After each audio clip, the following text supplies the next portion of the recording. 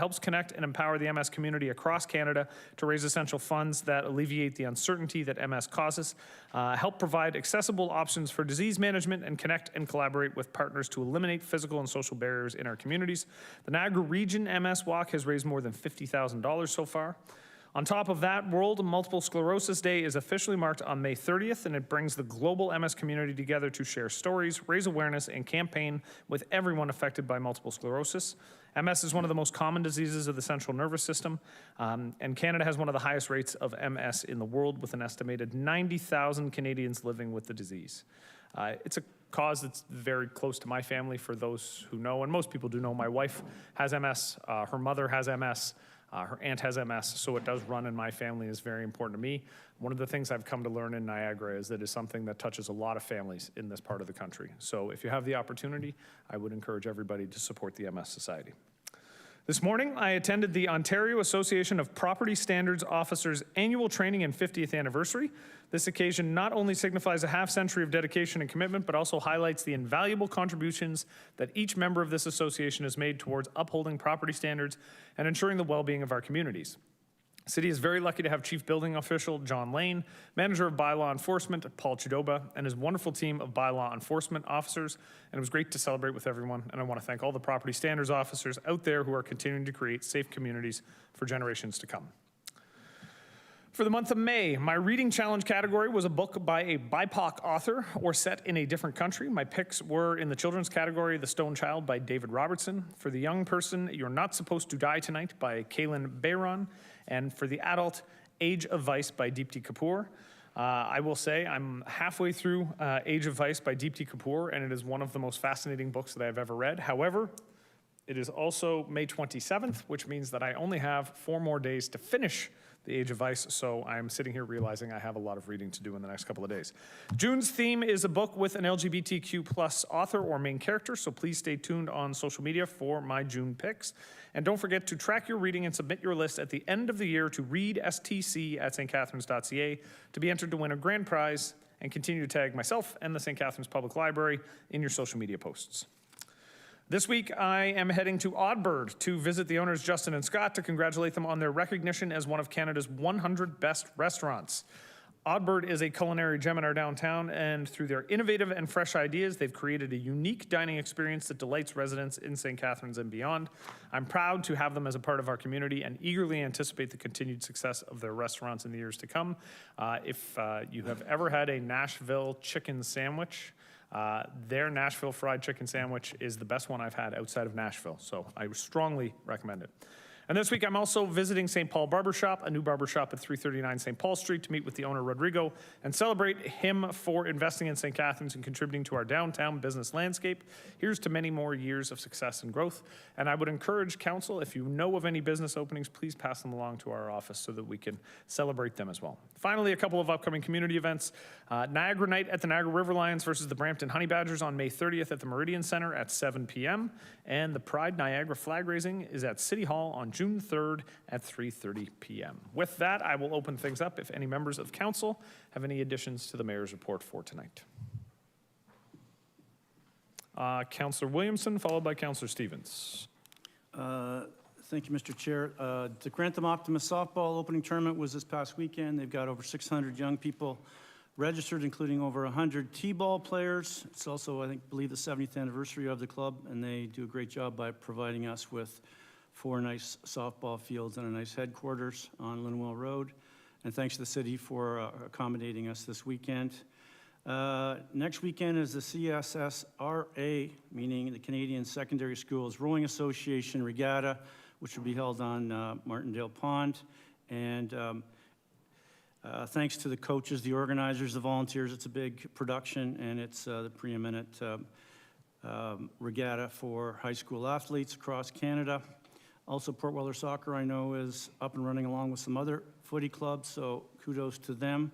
As well, the Port Dalhousie Lions will have their monthly spaghetti night next Wednesday, and the Royal Canadian Legion Branch 350 has transitioned from fish fries on Friday nights to barbecues from Friday to Sunday 1 to 6. So I know they'd appreciate your support.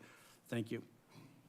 Thank you, Councillor Williamson. And yes, looking forward to CSSRA Regatta this weekend, better known as Schoolboy. I will not show any favoritism to anybody except for the junior boys' 8s boat, and I will cheer the Bulldogs on to victory. I have Councillor Stevens, followed by Councillor Lindell. Thank you, Mr. Mayor. Last Thursday, May 16th, I had the honor, privilege to go to Sir Winston Churchill's High School, and they had Agscape. It's a career competition day. They had 10 different classes attend, and there was 5 different modules that they attended. There was some from the egg farmers, the chicken farmers, the beef farmers, and they had different little things to learn about what agriculture does, and not just agriculture, but the trucking industry and everything else, and how it's all tied in. So they have a little competition among the classes, and it was very well attended, and the students, sorry, were really interested in it. It was really fun to check that out. And then on that was on the 16th, sorry. Wednesday the 22nd, I got to go on your behalf to Maplecraft Doors. They celebrated 5 years of no lost time accident. So that might not sound like a big deal, but in the industry where you're cutting wood all day long with saws, and that is a very big deal to have no lost time accidents. And they have 40 employees there, and they're part of the Elmwood Kitchen group, which has over 200 employees, and they're located right there in beautiful St. George's Ward. So I had to throw that in there. And then, of course, the effect of speaking. I went there on the Friday night and spoke to the group there, which was nice. And this past Sunday, Grantham Lions Club hosted their annual guide dog walk, and it was well attended. There's probably 40 people there, and half as many dogs or so. And they hit their goal of they were looking to raise $5,000, and they end up raising $6,100 toward guide dogs. So it was well attended. And one more before I forget, going on the Calhoun thing. This Saturday, June 1st, Calhoun has their second annual Fun Day. They used to have the Catfish Derby way back in the day, and this has kind of taken its place a bit. So there's bouncy castles, face painting, little craft stuff for the children and all that. And it goes from 1 to 4 Saturday at Calhoun's there on Bunning Road, located in beautiful St. George's Ward. Thank you. Thank you, Councillor. Councillor Lindell.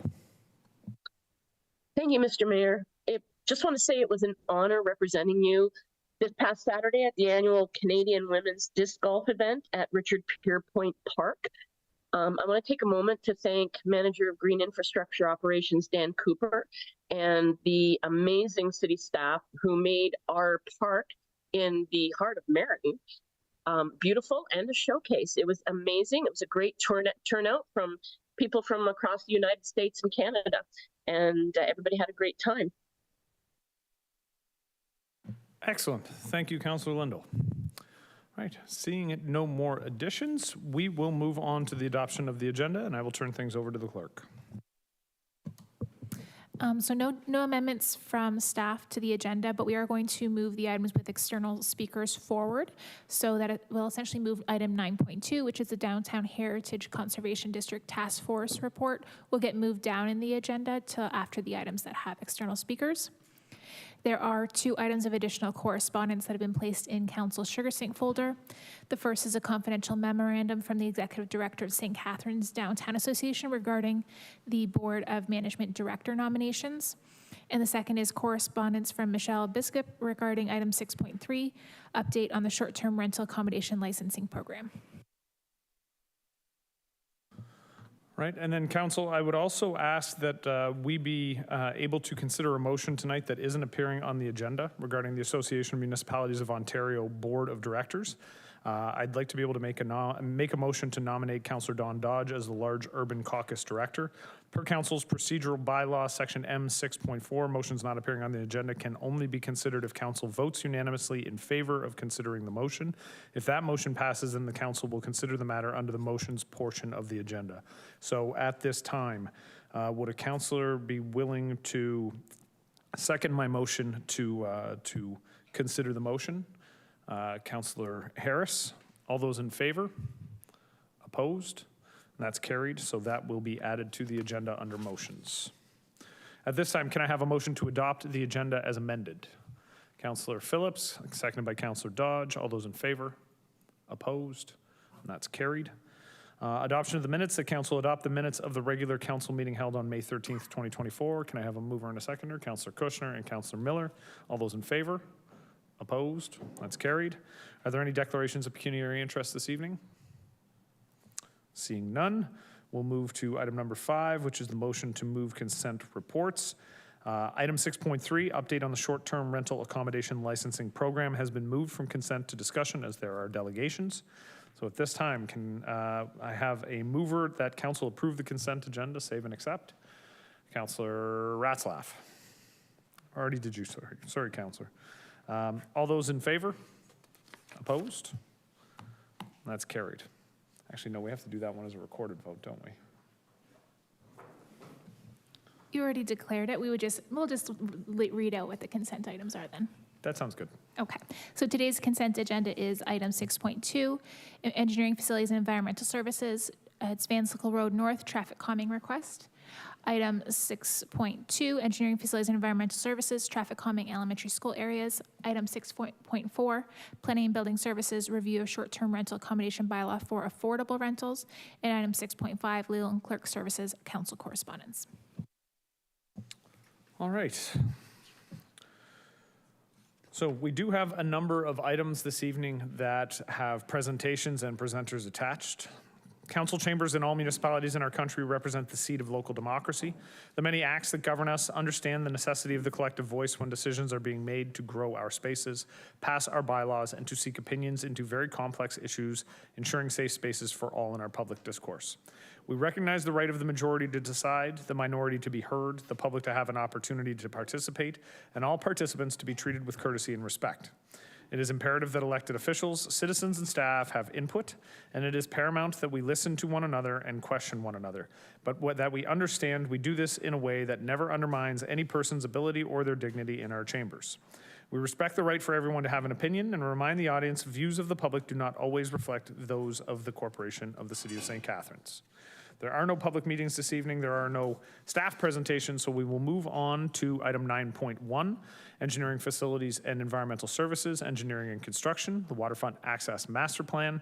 And prior to discussing this report, we will hear a presentation from Martina Brownstein from Dillon Consulting.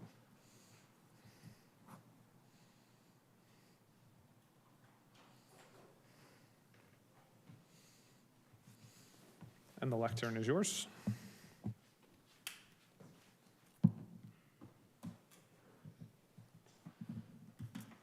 It looks like I advanced my own slides? Yes. Okay, perfect. Good evening. Thank you so much, Mayor Cisco and members of City Council. It is my pleasure to be here this evening with you to present the Waterfront Access Master Plan. My name is Martina Brownstein. I'm an associate with Dillon Consulting, and I was the consultant lead for the Waterfront strategy for the Access Master Plan.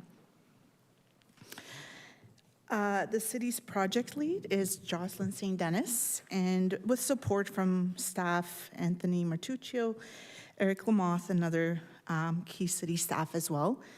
Dillon Teams also was made up of many leads, including landscape architecture, community engagement, asset management, and other engineering disciplines as needed. They're unable to join me tonight. So in this evening, I'm going to focus this presentation at a fairly high level. I will start with the project overview, what we accomplished with the engagement, and what we heard from the community, as well as the strategic framework to establish this equitable long-term plan for the city's Lake Ontario shoreline. So in starting with the project overview, there we go. The purpose of this waterfront master plan is to develop a strategic, equitable, and long-term plan for the waterfront access along Lake Ontario, which is grounded in the region and the city's policies and key plans, and to identify the current and future needs of the whole community through the consultation. As noted in this slide, the project was organized into 3 phases, and it commenced in spring 2023.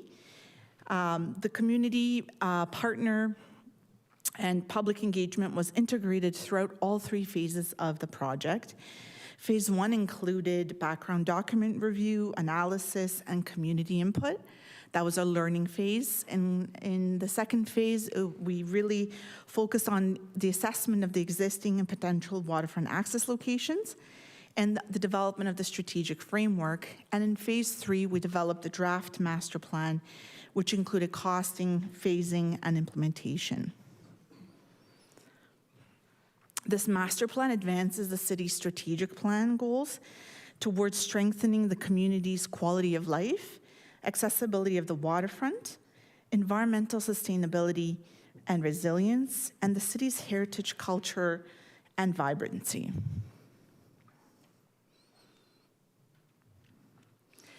Also, we looked at the city's waterfront access policies and plans, and it is well aligned with the direction of these policies, and it's directly integrated with other plans and master plans that are completed to date.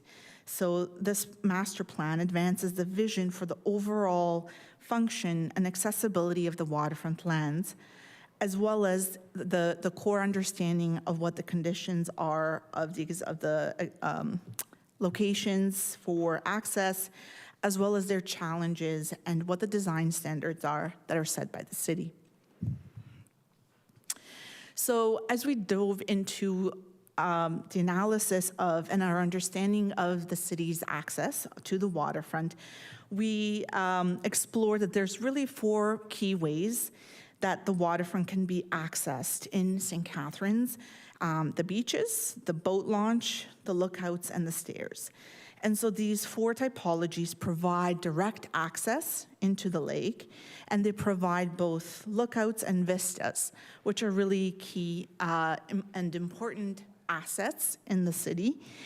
As the most prominent access type in the city, by the number and the shoreline length, is actually the lookouts along the trail park system, as well as the road right-of-ways. The waterfront access was also assessed to understand the study area conditions, challenges, and we looked at these the criteria set out, as you see on the screen, to really understand all of the 31 locations that were being assessed from this evaluation criteria. And the key findings are as such that there's public access to the waterfront is well supported by the city's policies and strategic plans, and there are additional opportunities to improve this connectivity and safety. There are 12 public parks along the shoreline, which are predominantly located east of the Port Louis piers. There are additional opportunities for parks in Port Louis on larger public land parcels that are already existing in ownership by the city. And 13 out of the 16 public road rights-of-way are located along the shoreline bluffs of Lake Ontario, and we see that there are additional opportunities for improved safety, accessibility, and lookouts. And at last, one of the key findings was that the waterfront lands are generally well supported by active transportation, and there are tweaks and opportunities, as always, to improved direct park and trail linkages through future land acquisitions, improved signage, wayfinding, and safer shared routes. So I'd like to just take you through our engagement strategy and how and what we heard from the community and the community partners.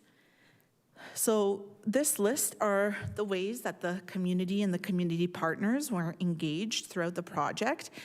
The responses were fairly robust for such a project in our experience, where the Vision and Community Survey had over 280 responses. There was opportunity for public to get more information through community pop-ups. We had visioning workshops with community partners. There was a public information center, and then there was also an online survey to get feedback on the draft Waterfront Access Master Plan. And overall, the feedback reflected the importance of preserving the natural beauty of the shoreline and to keeping it clean, connected, and easily accessible. Suggestions were made for more free parking, which was commonly expressed, as well as accessibility and safety for all was one of the common themes. Another theme included the focus on providing amenities and facilities to support these access locations, to have the waterfront more enjoyable through additional activities, and the continuous efforts by the city towards the preservation of the natural environment. And overall, another key theme was to foster an inclusive, enjoyable waterfront for both residents and the visitors. So I will take a minute to take you through the vision and the key principles that were presented. As noted on the screen, this vision is really inspired by the community and founded on best practices in waterfront design and planning. And they're based and sort of encompass the key 4 principles that were vetted through and confirmed with the community. Environment first, safe, accessible, and maintained, connected, and vibrant. So this vision and the key principles really set the framework, which I will present in a minute. So this is a conceptual diagram just to help to explain how we assessed, how we took all of this important information, valuable information, and through our own conditions assessments, and how we started to see these typologies emerge on what kind of waterfront access locations were really prominent and along the St. Catharines waterfront, and also something to carry into the future. So I'm going to take you through each one of these one by one. But this is kind of how the whole necklace, each one of these types provide really the connectivity along the overall waterfront shoreline. So the first is the trails, and they provide these linear waterfront paths. And although there's trails throughout the park systems, and although there's trails along, off-road and on-road and other kind of active transportation networks, in this particular instance, we are just referring to trails that do not have additional amenities. They're not part of a park. So the Port Dalhousie and Port Weller piers would be within this particular typology. So the next one that we add to this beautiful shoreline diagram conceptually are the waterfront destinations. And we've identified those to have a large visitor base, multiple waterfront access types, and they require larger investment for diverse park programs and supporting infrastructure. So each one of these slides will show you some precedent photos and then some conceptual icons to start to fill in that necklace. The community, I think I skipped one. The community waterfront parks locations serve the residential neighborhoods with park programs and amenities, and they require investment for direct water access, trails, and strategic lookouts. So once again, Westcliff Park may be an example of this type of typology. As we go down the list, waterfront connection parks also support the neighborhood connections and they require investments for continuous trails and lookouts. And they help close the gaps in the current waterfront shoreline linkages through acquisitions in the future and through the existing park system. The next typology is the community water access.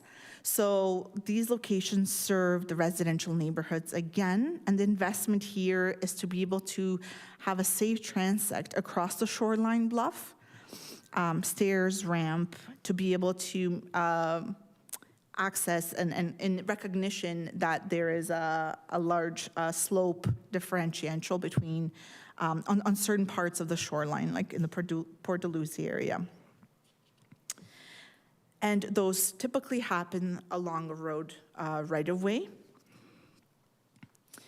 And then the last typology in this framework are locations, again, in a neighborhood, in the residential community, that provide visual access, seating, at road rights-of-way or small land parcels. So looking at the overall master plan with this framework in mind, we assess the 31 locations and we categorize them in these typologies. And this is the outcome, this master plan visual. Is that a cue?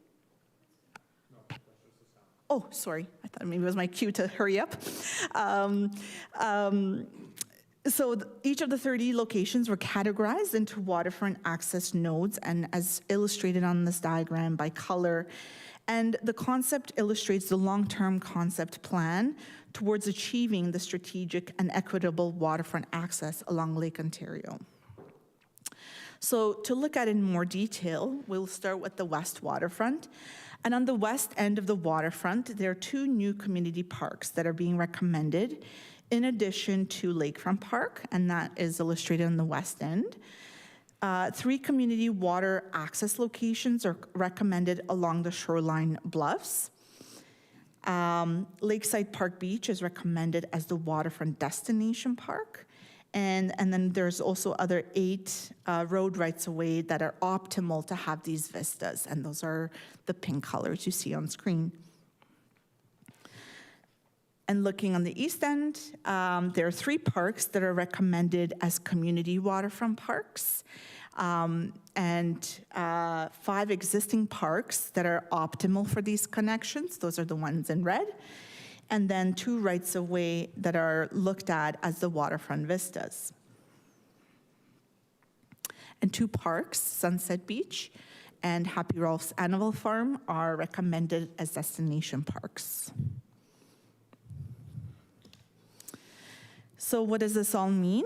We put together a fairly detailed set of recommendations per location in terms of what kind of access is envisioned for each location, along with a high-level cost estimate and the implementation priority as well. And the implementation was also aligned with the City Council budget cycles. And the master plan also provides a high-level consideration to the city's maintenance and operation requirements, as well as future asset management.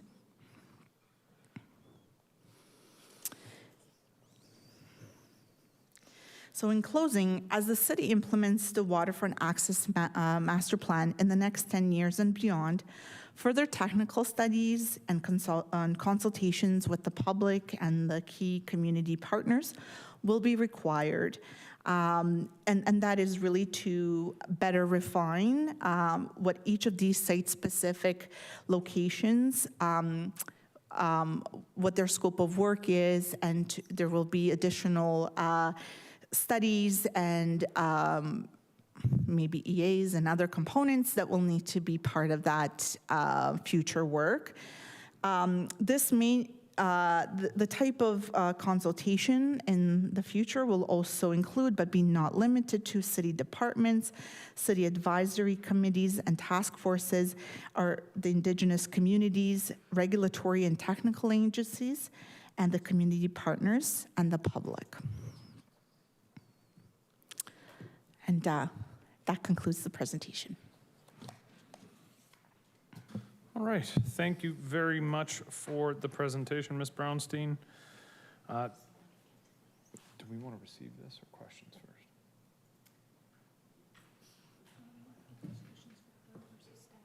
Okay, do we have any questions for the presenters? If there are questions for staff, we'll hold off on those for now, but We have the consultant here, so does anybody have any questions specifically for the consultant?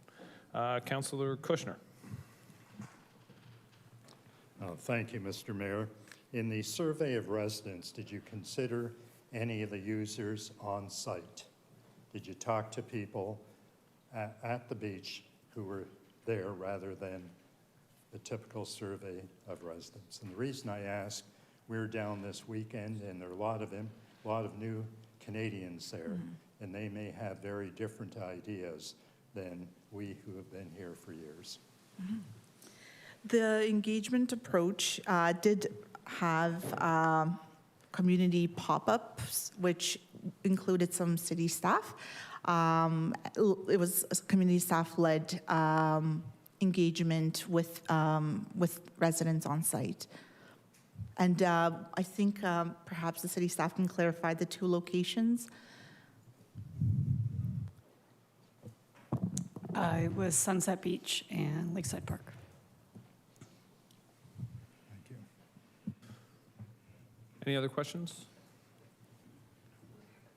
All right, seeing none, thank you so much for the presentation. Can I have a mover and a seconder to receive the presentation? Councillor Harris, Councillor Dodge.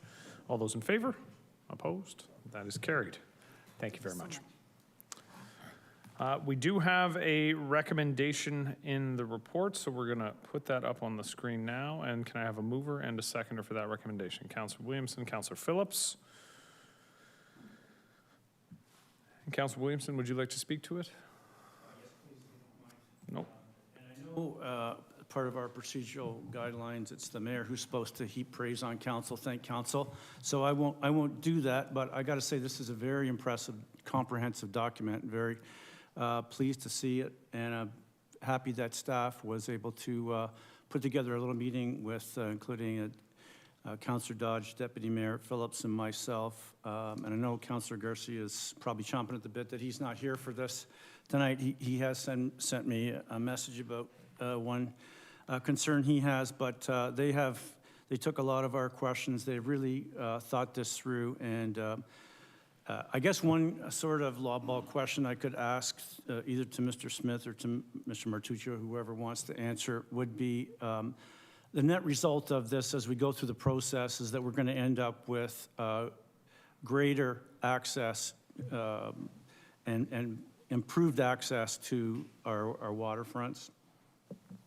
Through you, Mr. Mayor, yes, the master plan identifies greater opportunities for direct access to the waterfront and improvements on some of the locations across the waterfront so that residents can enjoy the views, the vistas, as well as access to the water.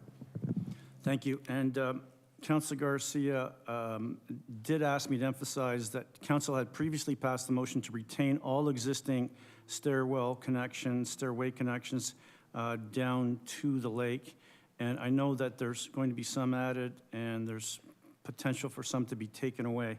And I did take the time to go down to the Simcoe Street Road allowance and walk down the 70-year-old iron steps at the old, I think it was still Muir Brothers. It might have been Port Weller operated, but Port Dalhousie Dry Docks built these stairs 7 years ago, and they seem still pretty solid to me on Simcoe Street. They may be steep, but I know that they've been there for a long time, and I don't know that there's been any accidents. Will we be getting this information before anything is removed, any access points are removed? Is that going to have to come to council for council's approval first? Through you, Mr. Mayor, to Mr. Martuccio. Through you, Mr. Mayor, staff are planning on following the recommendations identified in the Waterfront Access Master Plan. We could provide, knowing the history and the challenges with removing those stairs, staff could provide notice when and if those stairs need to be removed to council. Okay, well, I don't know if it would require an amendment, but I've already, Councillor Kushner asked a valid question about local residents, and Dr. Bergen, who lives next door to the Simcoe Street Road allowance, he reached out to me about Simcoe Street. He also sits on our Heritage Committee and emphasizes that they service the public very well and there hasn't been problems with them. So if if I could add some kind of amendment that we be notified, or that one in particular has to come to council before a specific decision is made on that one, Mr. Mayor. I think we can provide that as direction to staff, that something come forward. I don't think we need to change the recommendation, but direction to staff that something needs to come to council. Thank you. Yep. And just a couple points that I think were made by all of us in this pre-meeting, which was very useful to get into the details of this plan. The operational concerns, the ongoing issue of waste cleanup and collection, particularly when it's summer season and people are using particular points on the waterfront.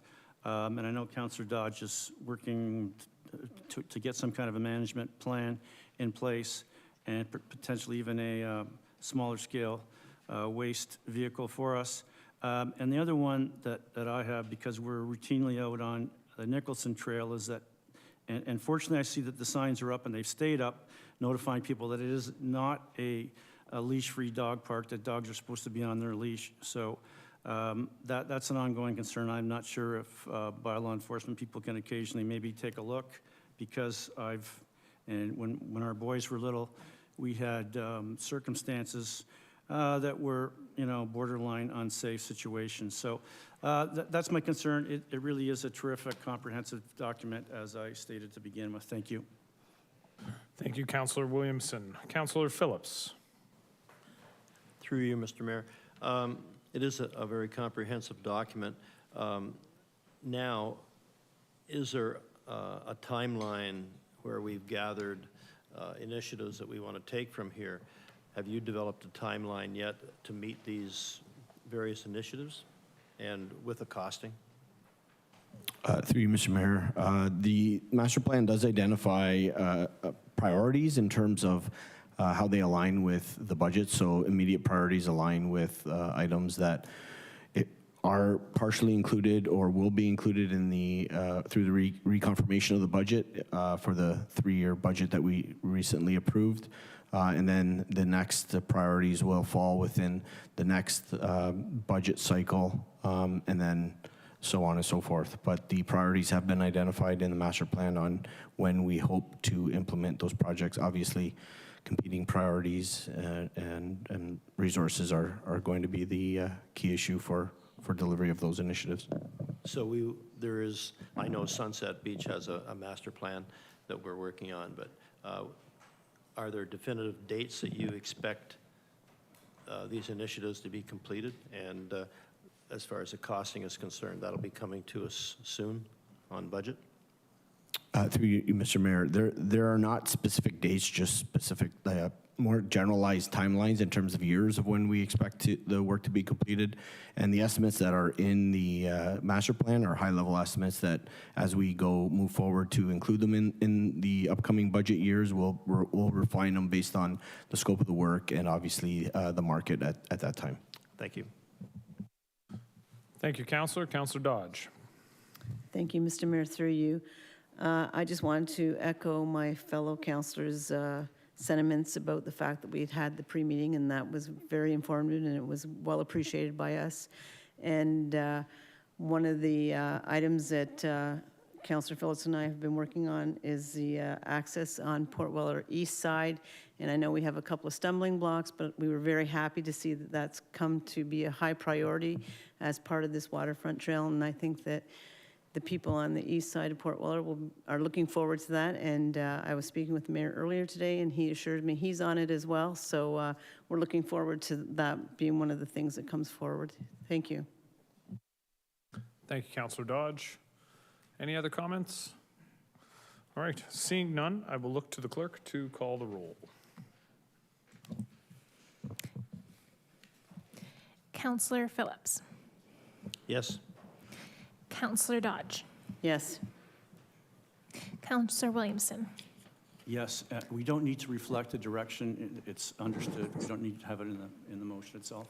Mr. Martuccio indicated it was understood. Thank you. Yes. Councillor Townsend. Yes. Councillor Stevens. Yes. Councillor Ratzlaff. Yes. Councillor Miller.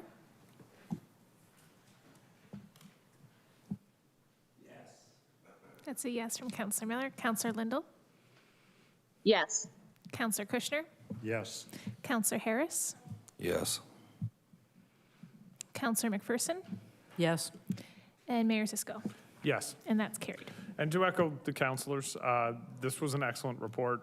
I've already sang the praises of the staff who worked on it a couple of times, but I will do that again. It's an excellent report. And I do appreciate the process that was followed as well. I think it was a good one so that councillors were able to get their concerns dealt with early and often, so that we were able to get to this stage in a relatively unscathed. So thank you again. Moving on, item 9.3, Planning and Building Services, update on the short-term rental accommodation licensing program. This was moved from consent to discussion. So we do have a couple of speakers prior to discussion on this report. We'll hear delegations from Dan Skinner, Ashley Antidormi, and Taj Butter. I just want to remind everybody who is going to be speaking this evening that when we do speak, we are speaking to the contents of the report, and that we leave any specifics to personal situations out of the conversation, as we don't want to get into identifying staff or identifying individual situations. So with that, I will now call upon Dan Skinner to speak.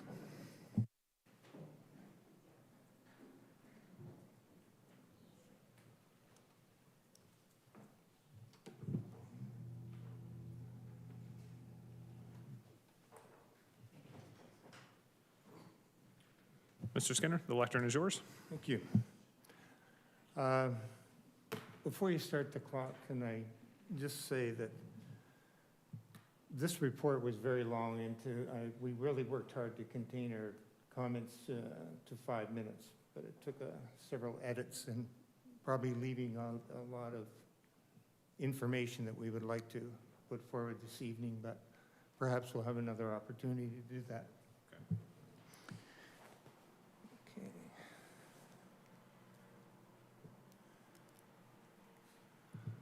Good evening. My name is Dan Skinner. My wife Anita and I own a property at 65 Queen Street. On our property, we have 4 buildings with 3 long-term rentals, our home and our Airbnb guest suite. We've sent numerous emails in the last 7 months outlining the ways in which the execution of your STR bylaw was badly handled by city staff. Tonight, I'm here to speak to you about the content and tenor of Report PBS 095-2024. Firstly, we question the impact on the city's housing supply can be achieved to any significant degree by this bylaw. The graph on page 9 shows that the number of actively listed properties on the Airbnb and Vrbo platforms increased in 2022, and in 2023, the number remained relatively the same. So there has been no resulting increase in housing supply. These numbers, combined with the details from the upcoming report to council, illustrate the affordable housing objectives will not be reached by regulating and penalizing operators of STRAs. The second point, and this is our strongest, is the veracity exercised by the municipality in the collection of data and the subsequent punishment meted out to operators like us. $1,000 per property owner per unit with no notification or warning letter is very harsh. Education has been given significant attention in this report, yet we find the attempts to inform the public were ineffective. We were not even aware that a licensing requirement existed until we received our AMPS notices on October 3rd and 4th of 2023. We were assumed to be readers of the current, possibly having seen one of the 5 postings made over 5 postings made over a 2-year period, as noted on page 4. We don't read the current, and we rarely look at the city's website. We don't subscribe to local newspapers. We don't listen to local radio. If you have something important to tell us as individuals, you should send us an addressed piece of mail through Canada Post or send us an email. On page 6 of the report, it indicates that the website was updated after council amended the bylaw to include bed and breakfast. The report doesn't say how long after. The website was not updated until October 3rd, after October 3rd of 2023, nearly 6 months after the passing of the amendment to the bylaw. We know this because we checked the website after we received our penalty notices. It still read that B&Bs were exempt at that time. Compelled by only 16 complaints received in the report period, and only 9 could be considered verifiable, a tsunami of wasted staff resources was unleashed. What has been accomplished for the betterment of this municipality? According to the report, as of the end of 2023, only 68 licenses have been issued to date. What has really benefited the city is the swelling of its coffers by $491,300 in penalties. Although this report does not specify, this money has been squeezed from small operators like us. The AMP system reeks of a meanness that makes the concept of citizens first ring hollow. How many small operators were forced to shut down following their penalty assessment while they went through the licensing process that took us 4.5 months? That revenue has been lost to us and many others. There's another problem that scares me. The report states on page 15 that the resources required to operate the licensing process cannot be sustained by the fee structure, and that to date has been subsidized by excessive AMPS penalties. As the number of operators who can be bled to fund these penalties diminishes, where will the money come from to fund the program? I'm afraid the city's solution will be to raise licensing fees. I do not believe that government is capable of finding efficiencies that can reduce costs. We also have concerns with the power of the director, who can unilaterally approve, deny, or rescind a license with a stroke of their pen.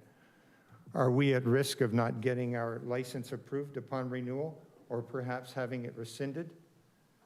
Does making this presentation put us in their crosshairs? The entire program needs to be reworked from the ground up. All penalties should be refunded or credited back in the form of tax credits, property tax credits. The program should be restarted with extensive education and compliance, or you can go back to a complaint-based system, like many municipalities have chosen to do that. Only when the city has determined that an operator is being deliberately non-compliant should a penalty be issued. So in conclusion, I'd like to say that bylaws like this one should not be thrown together without serious consideration of all these unintended consequences. Okay, that's it. Thank you, Mr. Skinner. Okay. Are there any questions for the presenter? Councillor Dodge. Thank you, Mr. Mayor. Through you to the presenter. You mentioned that there's other municipalities that have gone back to doing it a different way. Do you have any examples of those municipalities? Niagara Falls, for one, is complaint-based. We've contacted Lincoln and Niagara-on-the-Lake as well. No one is using the strict regime that St. Catharines is.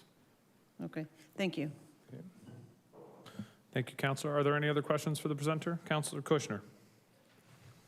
Thank you, Mr. Mayor. You indicated that the penalty was $1,000 per unit per owner. Yes. So if there are 3 owners, the penalty would be $3,000? Per unit. Right. So we were assessed a $2,000 penalty because there are the 2 of us that jointly own the property. So if there's only 1 owner, it would be $1,000? $1,000. Thank you. Thank you, Councillor. Any other questions? Seeing none, thank you, Mr. Skinner, for your presentation. Okay, thank you. I now call upon Ashley Antidormi, who I believe is delegating by phone.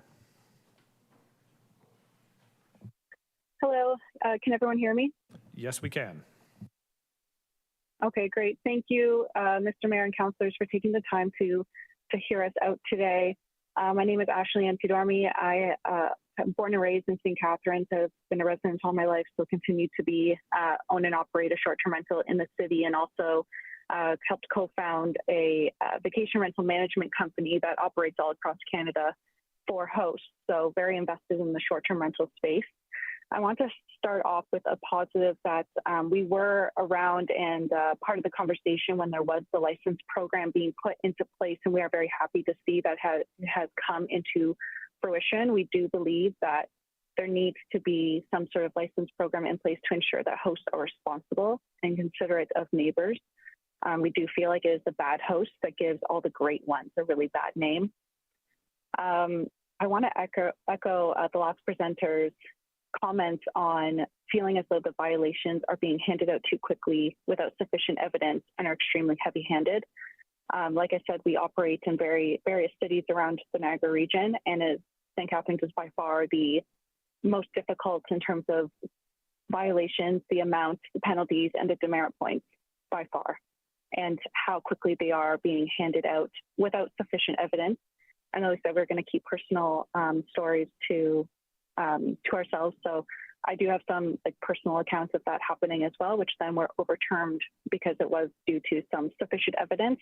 But nobody really thinks about the impacts of the groups that come in with families on family vacations that have their vacations that they've been looking forward to all year canceled last minute due to some heavy-handed violations that were very unfounded, which is very unfortunate.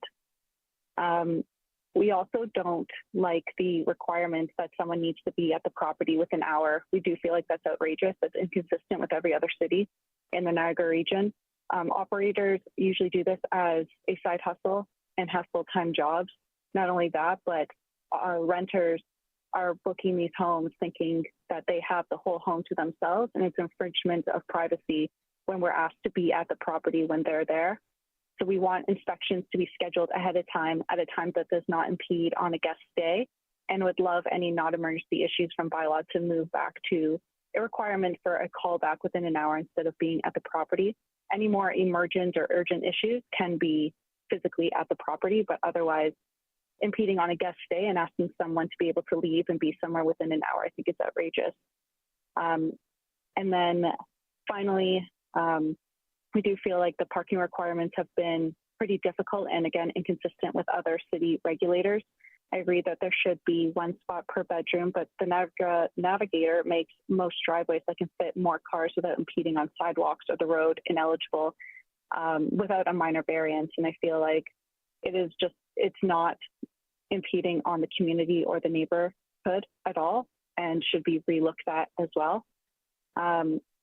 Overall, I hope that some of the comments that the other presenter and I are kind of taking into consideration. I appreciate you taking the time to listen to some of the feedback. Thank you very much for your comments. Are there any councillors with questions? Councillor Harris. Through you, Mr. Mayor, to the presenter, could you give us an example of, you mentioned something about insufficient evidence and then it was dropped, or can you give us an example of what happened? Sure. We have a personal property in St. Catharines, and when we went for the license, when it first came out, we were told that we had to move the driveway, and so we spent over 10 grand, created a different driveway, and then bylaw came to look at it and said that actually the information that they gave us was incorrect, and that we actually had to move the driveway again to somewhere different, and then fix the driveway that we created. So now at that point, we're about 20 grand in after evidence or information wasn't given to us. So the driveway that is the driveway of the house that's been there since the house was created technically was no longer able to be used. We were given demerit points and then finally a license suspension for one of the owners parking there, which is allowed. And even when we met the bylaw officer and read out that bylaw to them, they basically just said that they don't make the rules and issued the license suspension anyway, which made us have to cancel last minute family vacations, which was really difficult to call and talk to the host, or the guests, since they were planning this for months. It was overturned because it wasn't a guest parking there, and once our lawyer provided evidence, it was overturned both times, actually. So both times were insufficient evidence. So when it was overturned through you, Mr. Mayor, to the presenter, what was the response from the city? Sorry? What was the response from the city when it was overturned? Because you spent like $20,000. I'm just wondering what the city's response was. For us spending the money for the driveway, there was no response. They said that was still a requirement, and it was something that we did. for the violations on like the driveway that is a normal driveway, they just said that they didn't have evidence for those violations, and they wanted to avoid going to an appeals court, and therefore it was overturned both times within about 3 days. Okay, thank you. Thank you, Councillor Harris. Councillor Townsend. Thank you, Chair. Through you to the presenter. Thank you for your presentation today. I really appreciate you coming forward and sharing your concerns. My question goes similarly along the lines of Councillor Harris. I'm just trying to understand what, and I'm not sure if I missed it, what technically made the driveway not a driveway that complied or met the regulations? Because I would, I'm thinking if it's a driveway, it's a driveway. Was the driveway, like they weren't able to park a vehicle in it? I'm just wondering if you can kind of just provide some insight there. Sure, it's because the Niagara Navigator showed that the property line cut right across the driveway. So we were told that only one car could technically fit in that space, even though the driveway itself can fit at least 3. So we were forced to move the driveway essentially around the corner, because then we were told that our frontage was actually around the corner. And then we were essentially made to move the driveway there in order to fit within the property line. Okay, thank you for that. Thank you, Councillor. Seeing no other questions, thank you, Ms. Antidormi, for your presentation. At this time, I will call upon Taj Butter, who is presenting on Zoom.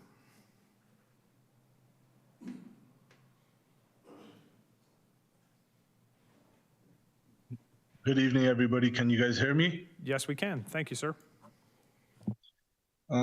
So I had a quick glance at the report. I wasn't planning to speak, but I decided to. I want to say that the policy that was brought into place seems to be working.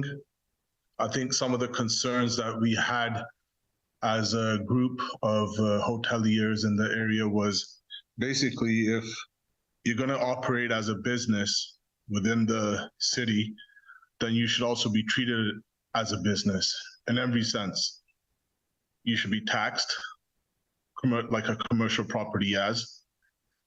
You should also have parking requirements like every other commercial property does, right? And at the same time, to go at a higher level, you should also be paying your income taxes based on the income that you're earning. As far as people being told about this licensing requirement, I think 2 years is sufficient. And to be quite honest, it's a very low licensing fee. If I was to speak honestly, I would think that either the licensing fee should be increased, or if not, they should be paying commercial property taxes so that the level playing field is attained. That's all I really have to say. All right. Thank you, sir. Do we have any questions for the presenter? All right, seeing none, thank you again, Mr. Butter, for your presentation. Can I get a councillor to move the motion to receive the delegations? Councillor Phillips, Councillor McPherson, all those in favor? Opposed? That's carried. At this time, I need a councillor to move the recommendation in the report and put it on the floor. Councillor Miller, Councillor Stevens, so it is now on the floor. Do we have any questions or comments that have not already been asked? Councillor Dodge. Thank you, Mr. Mayor. Through you, I'm just wondering if staff could comment on some of the things that were just brought up by the presenters at all? So I'm going to jump in, actually.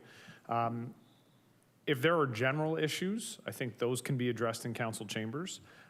There were a lot of very specific to individual case issues, and I don't know if we should necessarily be commenting on that in open council. And I'm just I'm prefacing any comments that come because I don't think we can get into individual situations in the council chamber. Okay, so maybe I can be a little bit more like about parking issues and timeframes and that, like more general. I think that generalized questions are definitely okay, Councillor, yes. Okay, so, all right, that Okay. would be my generalizing it. Okay. Through the mayor to the councillor, in terms of timelines, I think one of the things that are more difficult for people who are not usually in this industry to understand is there's different timeframes associated with different processes.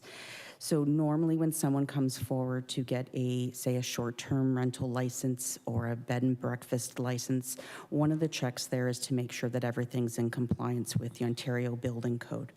So if we are to find that perhaps a property is non-conforming, then there are other processes that individual needs to take, such as applying for a building permit.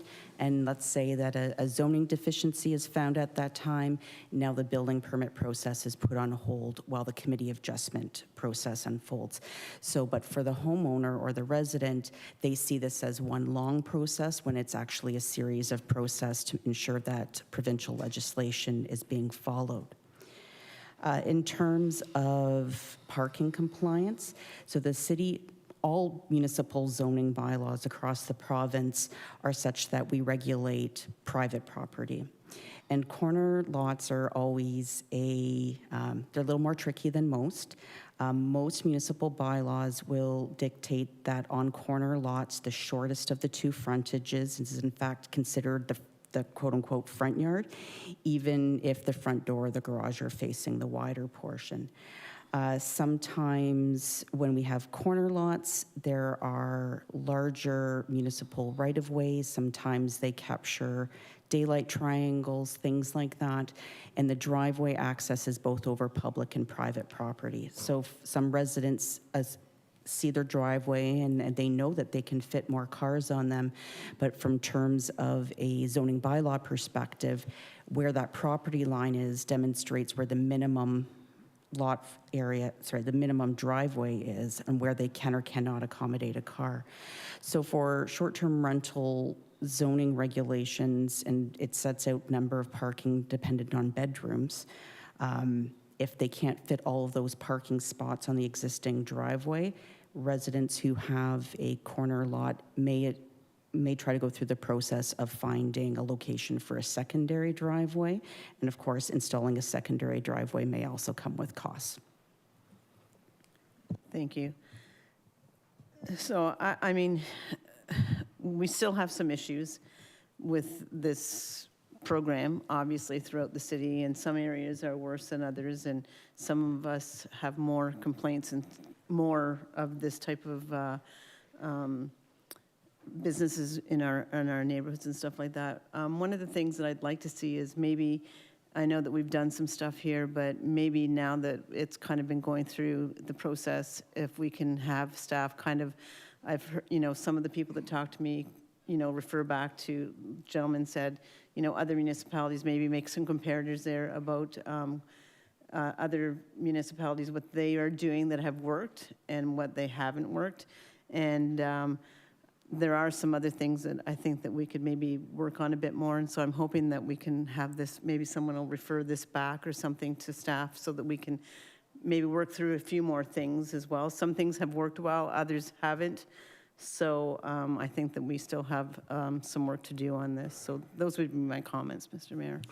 Thank you, Councillor Dodge. And Councillor Harris has indicated that he is going to be referring this back to staff with a few items, but I think he's allowing the conversation to happen first. Thank you, Councillor Harris. Allowing the conversation to happen first so that staff are able to take comments from council at this time as well. So with that, Councillor Townsend. Thank you, Chair, through you, and thank you to Councillor Harris for going to be referring this back. I just had a couple of questions in regards to compliance. Just so I understand, is it, from what I understand, are residents provided with a warning if they are caught operating without a license, or are they issued a fine right away?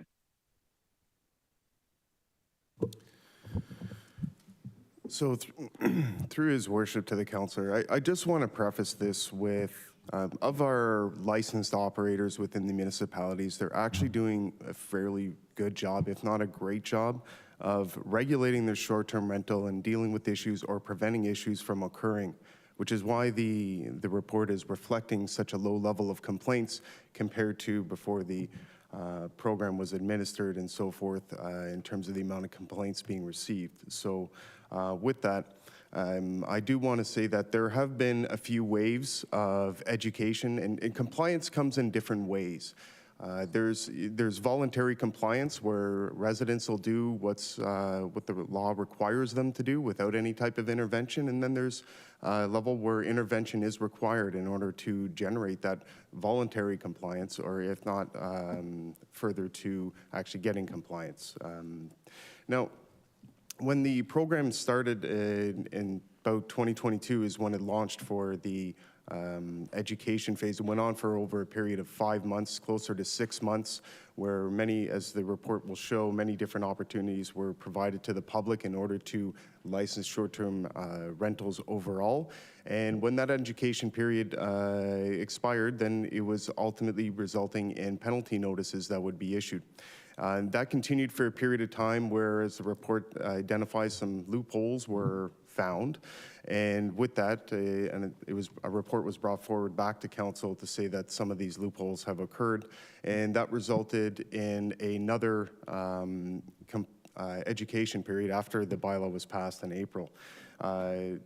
With that, the education period that exists, we did do a heavy proactive warning period. And in that warning period, the report will identify at least 29 formal notices were received by members of the public. And not everybody's happy to get a warning notice. I also want to make that clear. We had at least 4 residents that had written in that were very upset that they had received a warning notice about operating a bed and breakfast or a short-term rental accommodation, so to speak. So after that period had expired, then enforcement did resume again in terms of issuing penalty notices as a result of non-compliance with the city's bylaw. Thank you. I guess through you, Chair, back to Manager bylaw. Is it possible that then some people potentially didn't receive a warning and were just given a penalty without the warning? Just because obviously there was an education part to it. I know there was outreach. I guess just, is it possible that penalties were given without any warning ahead of time? So through his worship to the councillor, it's a valid question, and unfortunately we would not be, without knocking on every door in the city, we would have no real full capacity, but we make every effort we can to educate the public when it comes to those requirements. Thank you. Through you, Chair. When it comes to compliance, it sounds like on some of these Airbnbs, we go out and we do a very diligent job in ensuring that these Airbnbs or these short-term rentals come into compliance. When it comes to compliance, is it common for us to provide a compliance order and then have staff go back out to investigate and say, actually, no, this isn't the compliance that is now required. You have to now change this to this and continue to provide compliance orders? I've heard from not just presenters tonight, but I've received calls and emails from those who have had situations when it comes to compliance orders. And they've said that it's staff have come back and have required them to come within other compliance issues.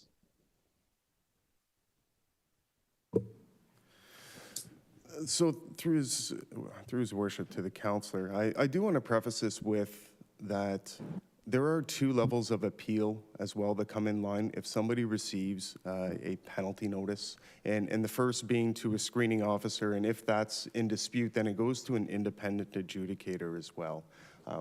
So ultimately, and the bylaw enforcement division is not involved in that process, we are allowed to be a participant in terms of being an observer at a hearing, but we're strictly doing that to watch the process to see if there are any things that we can do further to correct or potentially identify issues and so forth. Thank you. Through you, Chair.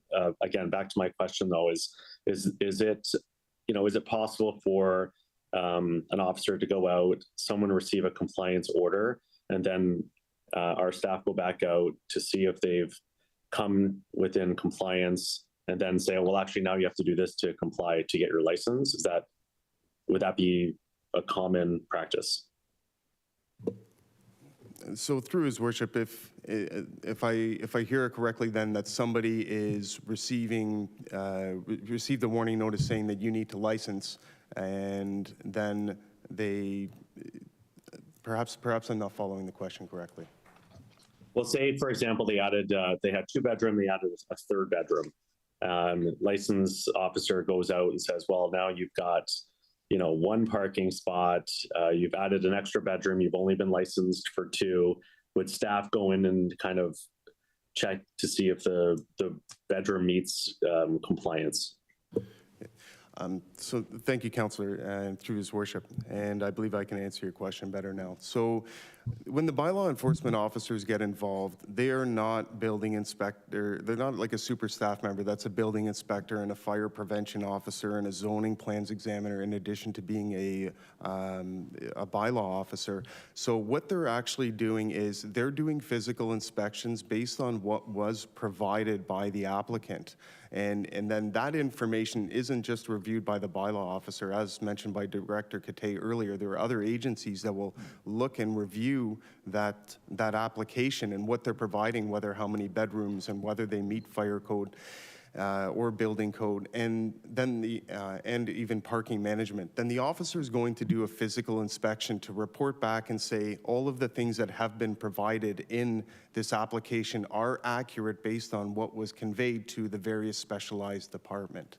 And if there are changes that occur, once again, I say that the officer will have to then do a re-inspection based on what is being resubmitted if the applicant needs to make a change. Or if the officer is doing the inspection and they discover a discrepancy based on what was reported on the initial application, well, that's the whole point of the physical inspection, so that we can verify that information. And then, yes, that would get kicked back to the resident that they have to make amendments or adjustments in order to go towards the goal of achieving a license. Thank you for that. My final question, Chair, through you back to Mr. Chudova. Is there a cost for a resident and applicant to appeal any challenge or any non-compliance? What is the appeal cost per appeal?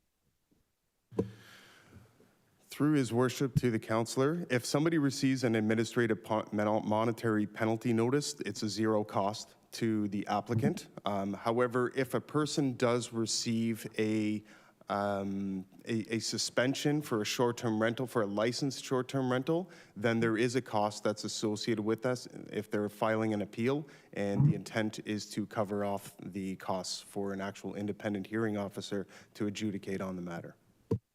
Thank you. Thank you, Councillor Townsend. Councillor Kushner.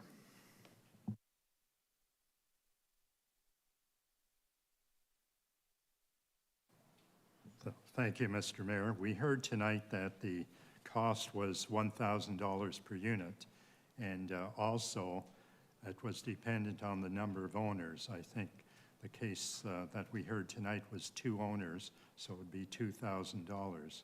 Now, what is the logic of that? I gather when this is referred back to staff, staff will comment on the logic of that, or can they comment tonight?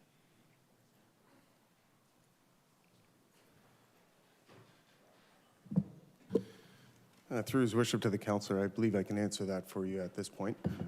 Ultimately, this is specific to a penalty notice that's been issued, and the bylaw in the non-parking AMPS bylaw speaks to every person can receive a penalty notice for an offense. It's no different than mimicking the Provincial Offence Act court system, where property owners will each receive an individual charge if it's a Part 3 charge called an information, where each independent or each owner would then answer to their own charge. And that would be the same circumstance with the penalty notice system, that they would each be able to speak to their own involvement. Now, would that be applicable to a couple that own a student house? If there's a penalty, would they each pay the same amount? Say $2,000 if 3 people own the home, $3,000 and so on? So I'm going to take a swing and answer for Mr. Trudeau, because in that situation, I don't think that would be subject to the AMPS system. So it would follow a different process entirely, but I'll look to Mr. Trudeau, see if I'm right. Thank you. Through the mayor to the councillor, the city doesn't currently license or regulate long-term rentals, so we're not in a position to fine owners of student housing, provided that people are residing there longer than 28 days. Okay, but if we do it for short-term rentals, would we do it for commercial properties likewise? Would the logic apply to commercial properties? Through the mayor to the councillor, I'm sorry, what would we be fining commercial properties for? Well, I'm not sure. I know restaurants can be fined for, anybody that serves beverages can be fined. It's not by the city, but by other authorities. But my question is, if we were to license them, would the logic be the same? Would the penalty be based on the number of owners? So through his worship to the councillor, we also do have 17 scheduled offenses in our non-parking AMPS bylaw, and all would apply in the same way. For those that don't apply in the city's non-parking AMPS bylaw and would be considered an offense otherwise under the Provincial Offences Act, then to answer the councillor's question, yes, every property owner would receive a Part 3 information where they would all receive a court summons and all have to speak to their own charge with their own penalty associated with that. An example could be a violation of the city's tree bylaw prior to the implementation of administrative monetary penalty system. Okay, to clarify, if I have a house and I cut down the tree, the city tree, would I be fined as well as my spouse? Would it be $1,000 each or what? I'm going to look to the Director of Legal Services because he appears to be itching. Thank you, Your Worship. Through you, Mr. Mayor, to the council member, the rationale behind fining homeowners is because, for example, if I own a property together with Adam, and there's a short-term rental at the property, then the penalty would be to the owners.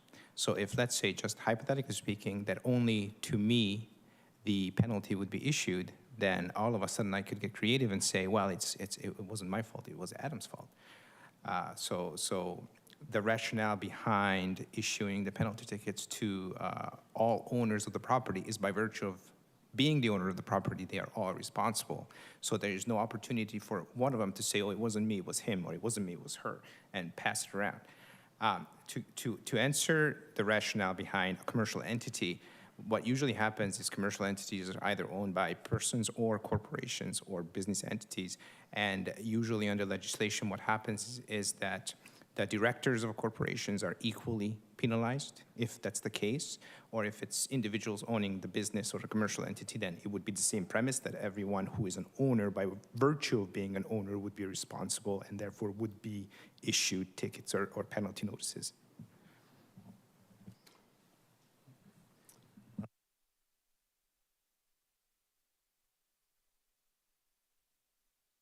Understand the logic of if 2 people owned, the unit is effectively charged twice the amount. Thank you. Thank you, Councillor Kushner, and I think a more fulsome explanation will be a part of the referred report when it comes back.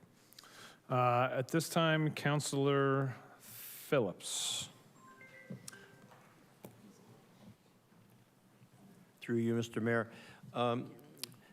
If an operator can provide a building permit indicating that they've met all the requirements of the building inspector, and also can have had their premise inspected by fire, and it's been okayed as far as a fire safety, fire permit is concerned, and the driveway is fine.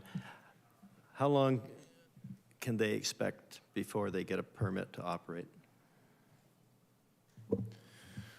Through his worship to the councillor, that's a very difficult question to answer, as many circumstances are unique on their own. And we do encounter circumstances where there is illegal construction. There are fire code violations. There are zoning violations in terms of potentially driveways that were wide in excess of what are permitted and so forth. And that can really extend the length of an application that's received.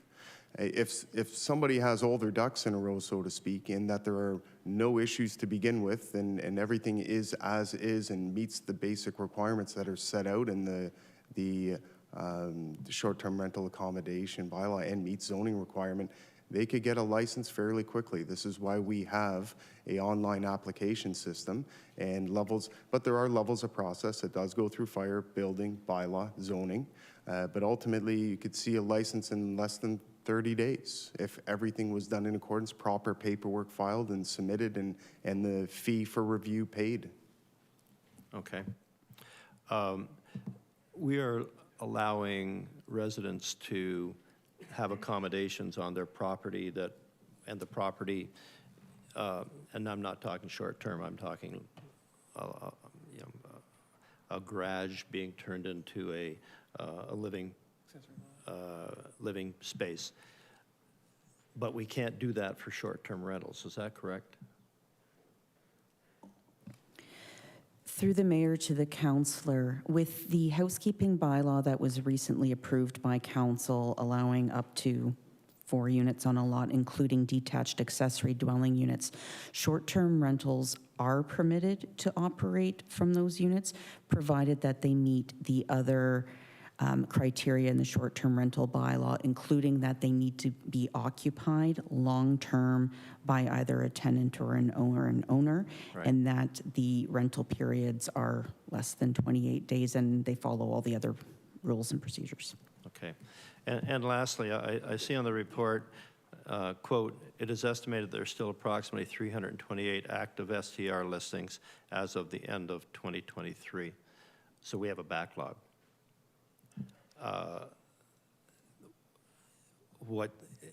If we're turning these around fairly fast, we obviously have to catch up. How are we going to do that? Through his worship to the councillor, it has been a bit of a cycle. Ultimately, though, we're still making progress. We are still achieving licenses. I think to date now we are at, so the report has a bit of a lag on its own, so all the information won't be real time. We're currently at 78 licenses in the municipality. But as it stands right now, it comes in peaks. If there's a special event or seasonal, there was an eclipse. We saw spikes in terms of advertising of persons that wanted to do it, and then some go down. And it's a bit of a whack-a-mole game sometimes too, for those that we know are repeat offenders as well. But at this point, we're working through the process, and ultimately what we hope the goal is that our meeting with Airbnb was also to try and get that compliance level, to communicate to absolutely everybody on the platform that you must do this, and we're hoping that this is going to have achieving licensing or delisting as the ultimate goal. That has been now 7 months, and that information posted that's available through AirDNA, does indicate that there's over 300. If you went on to your Airbnb website right now and scrolled over City of St. Catharines, it's probably going to reflect about 300. I know because I just checked about an hour ago. So ultimately, we are making significant progress in that, but it will always be a cycle that will continue. And lastly, we had a meeting a while ago with a resident in my ward who did a lot of research and was showing that there are STRs in St. Catharines who have the same contact, but there might be 6 different addresses for that one person. I don't see how that one person can live full-time in 6 houses. How do we deal with that? I mean, to me, there's places out there. I had an email from a resident in Port Weller last week, and Mr. Shidova, you got the email too, I know, and she indicated that 2 houses next door are SDRs, and she doesn't see anybody around there ever except in the summertime when they're rented out. How do we go about proving that the owners, unlike the Skinners, unlike the folks who are in my ward that I'm working closely with, and Mr. Oakes and I did a visit, and it's a phenomenal, it should be, it's a poster place for STRs. But how do we prove that these people are actually living there? Because there's places that aren't. So through His Worship to the Councillor, it is extremely difficult to lay that out as it is. And we make significant efforts when we do get complaints from the public about persons saying that they don't live there. We never see them there, but this place is always being rented out. And it's difficult because this is also happening within a dwelling unit. And within a dwelling unit, there are rights, there are charter rights and protections for persons dwelling that we can only see so much. Everything on the outside is easy to see, but what we don't know is what's happening behind closed doors, and that's with intent and purpose. So we have to do our investigation, and when we try to use tools and tactics, ultimately sometimes they're received not well, to say, well, you told me to come to the property within an hour. Why do I have to be here? And sometimes it's to actually make sure that the operator is local. And the report speaks to that in 2 items of short-term rentals that were shut down, that the operator said, I can't get there, I don't live there. So ultimately, they ceased operation as a licensed short-term rental. And there are many different challenges that we do have that come along with that. So would we get them? No. But we automatically assume that if they're a licensed short-term rental, that at that point in time, they're always operating as a short-term rental. And that's the belief that we go by unless they tell us otherwise. When it comes to persons that could be on, there could be 3 persons on one property.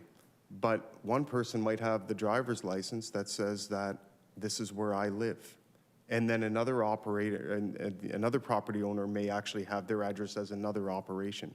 Or as he described, that there are companies that are managing that, but they're getting creative. And this is why we have to try and get equally creative. They will create a corporation, which a corporation is a person, but they will then have that corporation as a person will have a tenant, and they'll have a tenant agreement with that corporation, and now that person is actually the occupier of the premise who's renting out the premise. And it becomes a bit of a shell game, and it becomes really difficult to follow and manage. But we do our best, and as the report indicates, I can say that at least 2 we caught. And just lastly, I mean, those are the people we have to go after. And I do believe the system has worked as far as a problem addresses in Port Weller. I think Councillor Dodge might agree. We're not getting as many complaints, and it has worked in many ways.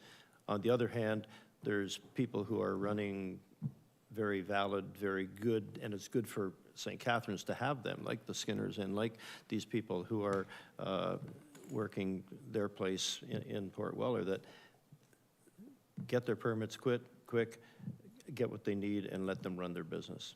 And thank you. Thank you, Councillor Phillips. Councillor Stevens. Thank you, Mr. Mayor. Question, are the owners required to get a business license as well as an STR license because they're running a business as well? I don't know who to ask that to. Through His Worship to the Councillor, no, it's a short-term rental license. Okay. And I think I've heard you say this before, when you join up with Airbnb, they're actually telling their clients that you have to get a license if you are opening one in St. Catharines. That's correct, right? Through his worship to the councillor, a communication was sent by Airbnb. They also post on their website that to check with your local municipality for licensing requirements. And further, if somebody's now completing an application for a short-term rental accommodation license, Airbnb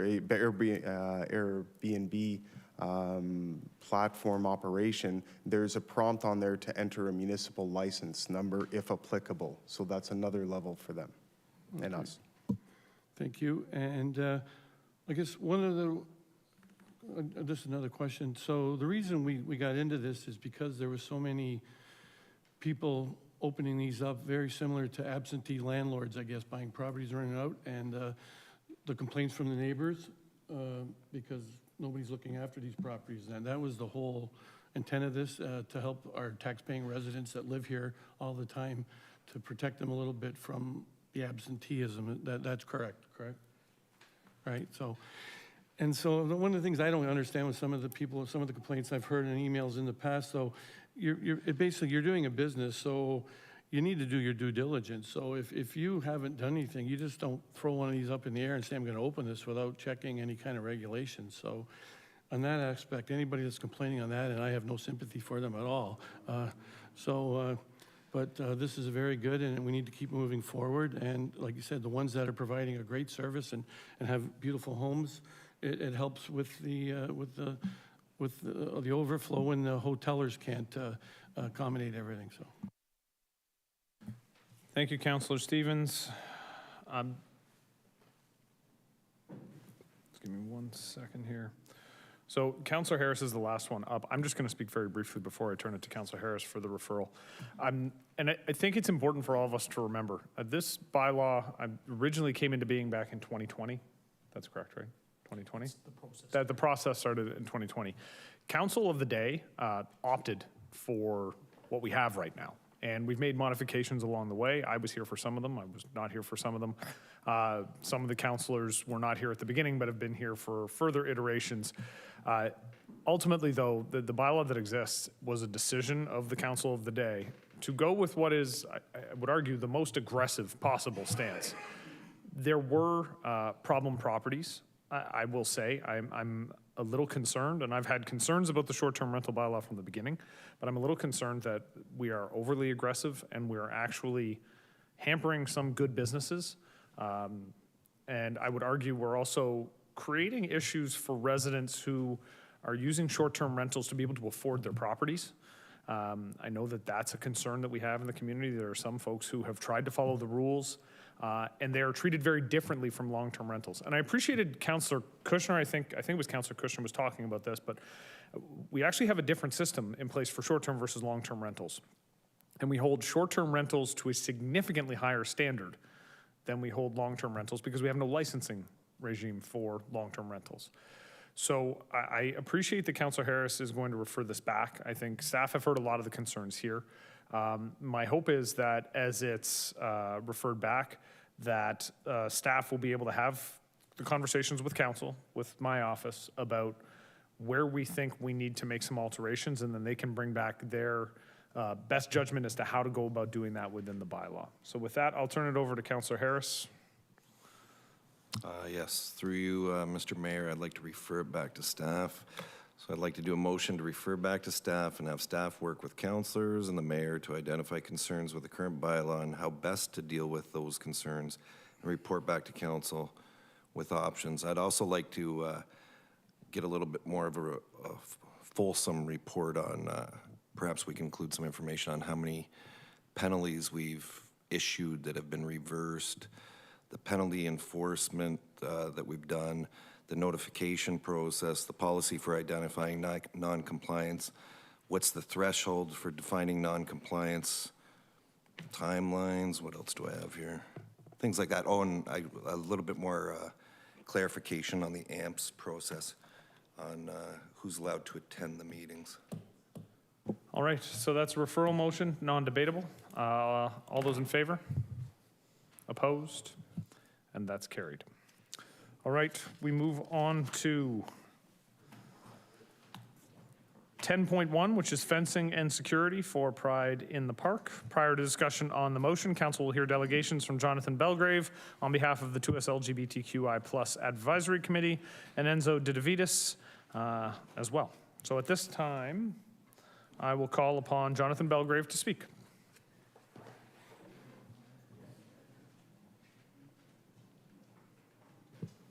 Mr. Belgrave, the lectern is yours. Thank you.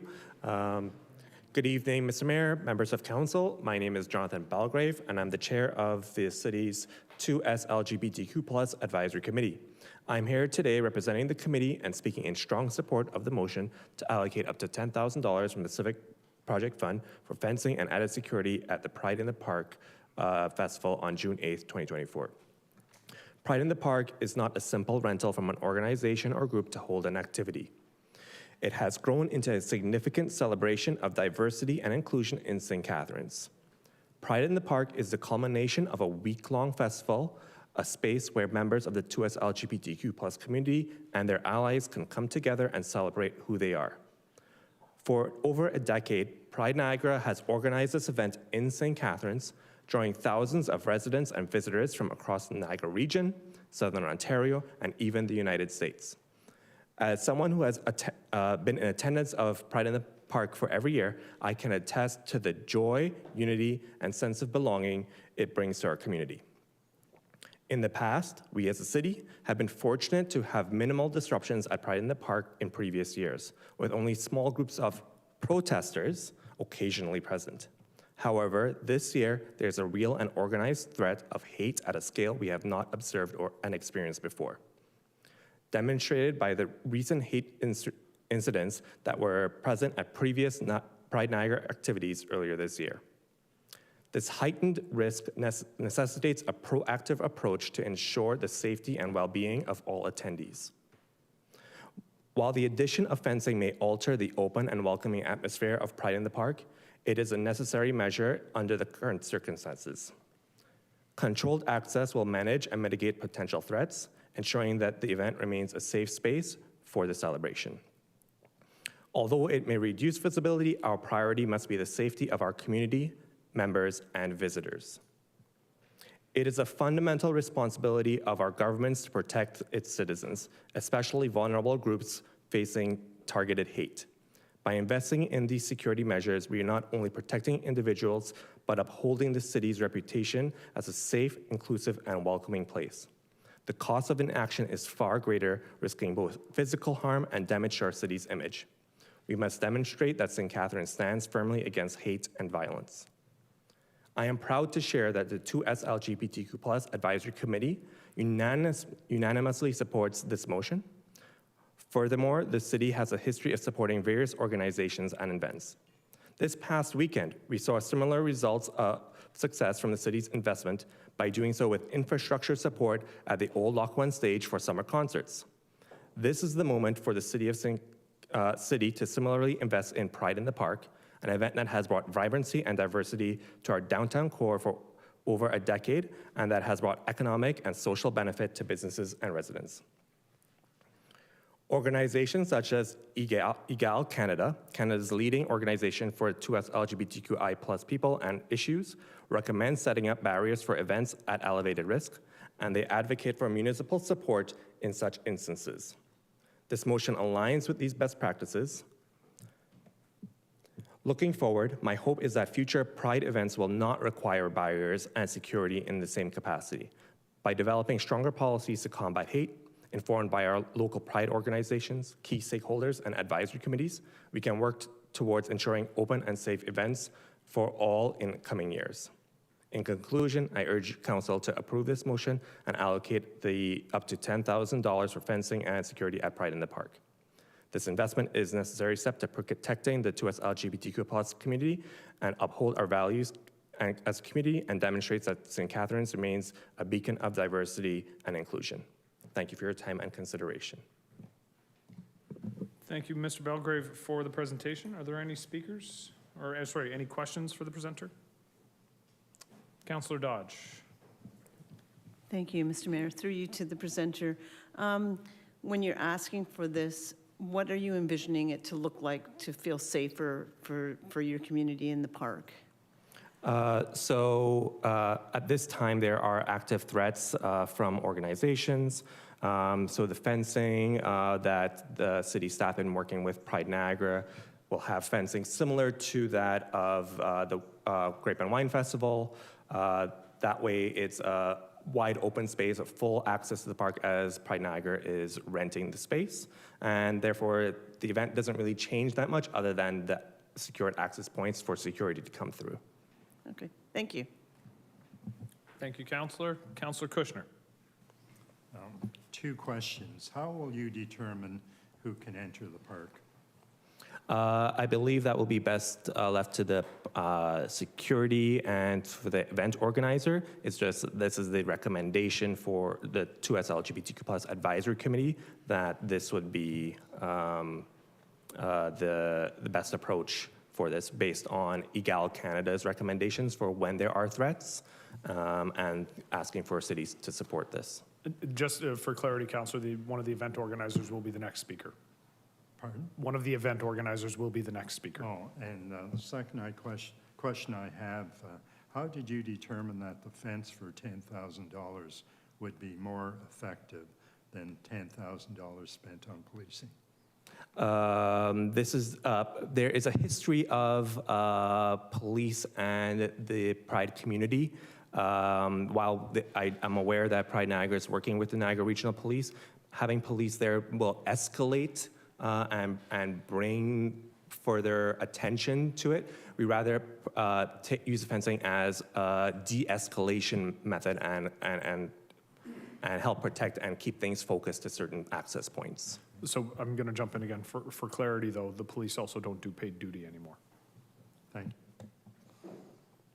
Right. Are there any other questions? All right, seeing none. Thank you very much, Mr. Belgrave, for your presentation. At this time, I'll now call upon Enzo Didavides to speak.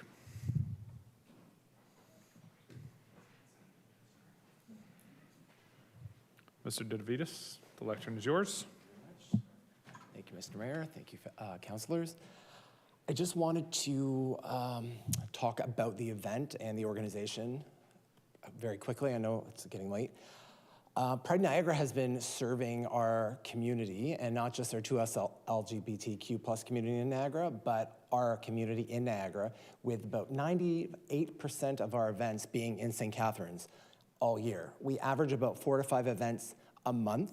We do events all year round, with the festival being the first week of June. This is an initiative that has solely been done through Pride Niagara, that we don't receive any federal funding. We don't have any paid staff. This is all from corporate sponsorship and fundraising from community members throughout the year. Last year and this year, the first municipality to actually contribute something of a monetary value was St. Catharines. So we are taking a step in a positive direction. Unfortunately, the hate mongrels, because I'm not going to call them protesters, because protesting is giving the impression that something's up for debate. Our existence is not up for debate. They're not coming saying they would like to go left opposed to right. They're not saying they have a political difference. They're just saying they don't want us to exist. So I won't call them protesters. They're advertising that they are coming to this event. They're promoting that they're coming to the event. They've been at a few past events in St. Catharines. So for us as an organization, which is completely volunteer run, we've already scaled back our event.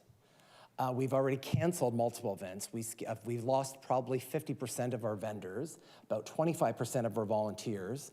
Entertainers don't feel comfortable participating at this point. So in order for us to continue doing this type of festival, which I might point out is the only queer festival in the Niagara region, and the only festival or anything remotely close to it that the city of St. Catharines or any other municipality vaguely, closely presents. To the capacity of what we do and the coverage and the visibility, there is nothing comparable, and there has been nothing comparable for the last 13 years. Again, this is something that all the municipalities have benefited from that have not purchased, have not paired up or partnered with us up until about a year and a half. So we're going in a positive direction. This security, this added fencing will just act as a visual perimeter for our rights that we already have renting the park and having it. These hate mongrels are coming to the events or advertising they're coming to the events. And this is just to show some type of deterrent to work closer with the Niagara Regional Police, city bylaws, and security overall to have a visual marker where things start and where things stop. So it's just our safety concern is the first and foremost, which is why I said we've scaled back all of our events to start off with. If we could possibly afford more security, we would have more security. We've already raised our security budget and people on staff for our personal security to run the park and to make sure everything's clear, which we have done for the past 11 years with no issues, about 35%.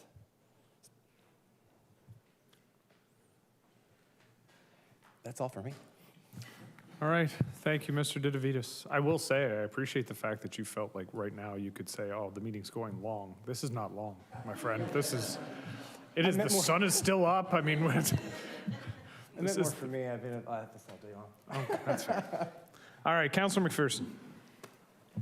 Thank you, Mr. Mayor. Thank you, Enzo. I just want to touch on and ask about one of the events that you have canceled due to safety, which is the Pride Prom. Could you just explain why you canceled it a little more?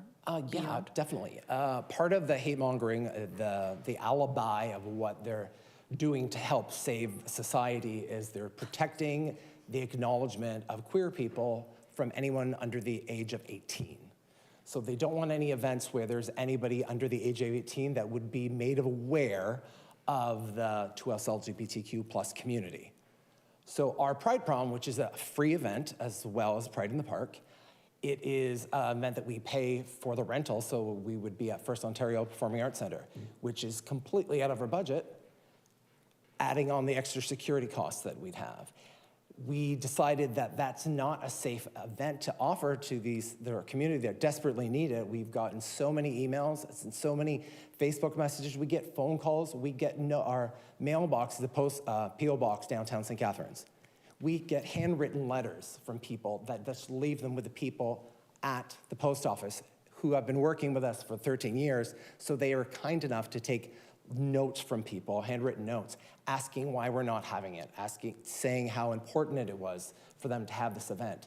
We do not want to take the risk. We didn't feel we had the support from any municipality enough or from Niagara Regional Police enough to risk having an event where we're asking children to come and tell them that they're safe to celebrate themselves with their peers. We didn't want to take that risk on. Thank you, Enzo. And just from an age, just to give a picture for those who haven't been to Pride in the Park, which is a fabulous event, because of course you're there. But what is the age range in attendees? We have parents with their toddlers, and we have people in their late 70s and 80s. It is the completely wide range of all people from Niagara, all people in our community, and most importantly, allies. We have people that this is their first time doing any type of Pride event, and I'd say more times than not, this is the only chance they've had living in St. Catharines or living in Niagara to say, I've been to some place and it's very public. I just saw, and they'll point out, like, I just saw the mayor. He's here at a Pride event, just walking around. That's something that they didn't think that we would be entitled to here, that they can just walk up to someone and have a conversation, that they have that friendly, safer space where they can see someone from Niagara Regional Police and ask them a question. It's not something that the queer community always feels. Definitely, it's something we don't feel entitled to in a smaller city. And just because I'm sure some people will ask, it's open to who can come to Pride in the Park? It's open to everyone that is an ally, that is celebrating, that wants to celebrate Pride, because Pride is something that everyone has. It's not something queer. It's something that everyone should have in themselves and in their community. Thank you. Thank you. Thank you, Councillor McPherson. Just for clarity, and I feel like I have to say it now, unfortunately, I won't be able to attend this year because I'm actually out of town at a conference with a couple of other councillors, and I just wanted to state that publicly and make sure that you understood. Enzo, you've seen me there before. Yes. My family will probably be there. I will not be in attendance, but I will be there in spirit and allyship, and I will be back next year, hoping that this conference doesn't occur at the same time. Councillor Townsend. Thank you, Chair. Through you, thank you, Enzo, for coming forward today and educating us on the reasons why the fencing was needed and whatnot. When I first saw the motion, I couldn't understand why it was needed. It's sad to certainly hear what has been happening to the LGBTQ2+ community and all the nonsense, especially in 2024. My question to you is in regards to, you did say that about 50% of vendors have pulled out. Do you feel that by adding this additional security of fencing that you might be able to attract them to come back to participate in Pride in the Park? In future events, possibly, but we wouldn't be able to change our site plan and our safety plan because that has to get submitted 30 days before the event. So I wouldn't possibly be able to do that now, but hopefully it would show that it is a safe place. It is a safer place and that we've took it seriously. We wanted to be as proactive as possible. Actually, the fencing wasn't initially our idea. It was brought forth by some amazing councillors and the city of St. Catharines saying that this is something that we feel we can help with, and we want to make sure that all the citizens are feeling safe and protected. And this is a way to show that visual perimeter around the space to say, like, this is where it stops. Thank you for that, and thank you for your continued work and what you do in the community. Thank you. Thank you, Councillor Townsend. Are there any other questions of the presenter? All right, seeing none. Oh, wait. Councillor Stevens, I saw you jump in there just at the last second. Councillor Stevens. Yeah, I just, because I don't see it anywhere, what is the date of this event? This is June 8th. June 8th. The festival starts on June 1st, this Saturday at Meridian Center, and there's events all the way through to June 9th. Thank you. Thank you. Thank you, Councillor Stevens. All right, now, Mr. Didavitas, thank you very much for the presentation. And at this time, we will now get to the motion. We have Councillor McPherson making the motion, seconding it. Councillor Harris has his hand up. Councillor McPherson, do you wish to speak first to this one? Or would you like to speak last? Councillor Harris, would you like to speak first to it? No? All right then. Are there any speakers to the motion? Councillor McPherson it is. Thank you, Mr. Mayor. I will try to be brief, but there is a small amendment to the motion after this morning, or it felt like this morning, but it was actually this afternoon. Deputy CAO, Director of CRCS, Director of Diversity, Equity, and Inclusion. We met with the Niagara Regional Police, and as a result of that meeting, we would like to, I would like to increase the amount to $15,000 after conversations with them with regards to the security and the fencing that is needed to it. So that's a small amendment I'd like to make. But I don't know that I need to really say a lot after Jonathan and Enzo spoke, but I just want to make a comment about a recent news report that CSIS, Canada's National Intelligence Agency, is actually warning that inspired lone actors could target crowded or unsecure Pride events and 2S LGBTQI+ venues this year because they've been inspired by growing anti-2S LGBTQI+ rhetoric and incitements online. We've seen it in our library. We've seen, as Enzo spoke about, there is a concerted effort online by the bad actors and I lack words when it comes to these kinds of people who are getting very ready to come to Pride in the Park and to disrupt and to spew hate and to intimidate and to harass. I mean, I've heard from friends, they are not comfortable bringing their children to Pride in the Park this year. I don't know if the fencing will make much of a difference, will matter to them, but there are people who won't bring their kids. There are vendors, I've spoken to vendors who legitimately said, I'm afraid because I don't know what I'm gonna do if I'm faced with that, or if I'm accused, or if, my face is gonna end up across social media. The meeting with the police today was, they are going to work with us to ensure that they are there to support the security and the additional security that as a city we can provide. And ultimately, I think this is really about those who have never been to a Pride before and who've never had the opportunity to be who they are and express themselves as who they are, that they, along with everyone, deserve a place that is, a space that is safe, where they feel that they are not going to be harassed. And I don't, there will be protests. The fencing will create that barrier. And in April, we as a council committed unanimously that the City of St. Catharines will continue to foster a community that is safe, supportive, and a welcoming place for people who live, work, and visit our community. And I do believe that we have an obligation to the 2S LGBTQI+ community and every person who attends Pride in the Park to do everything we can ensure that they feel safe and able to celebrate without fear. And I just hope everyone can support the motion. Thank you.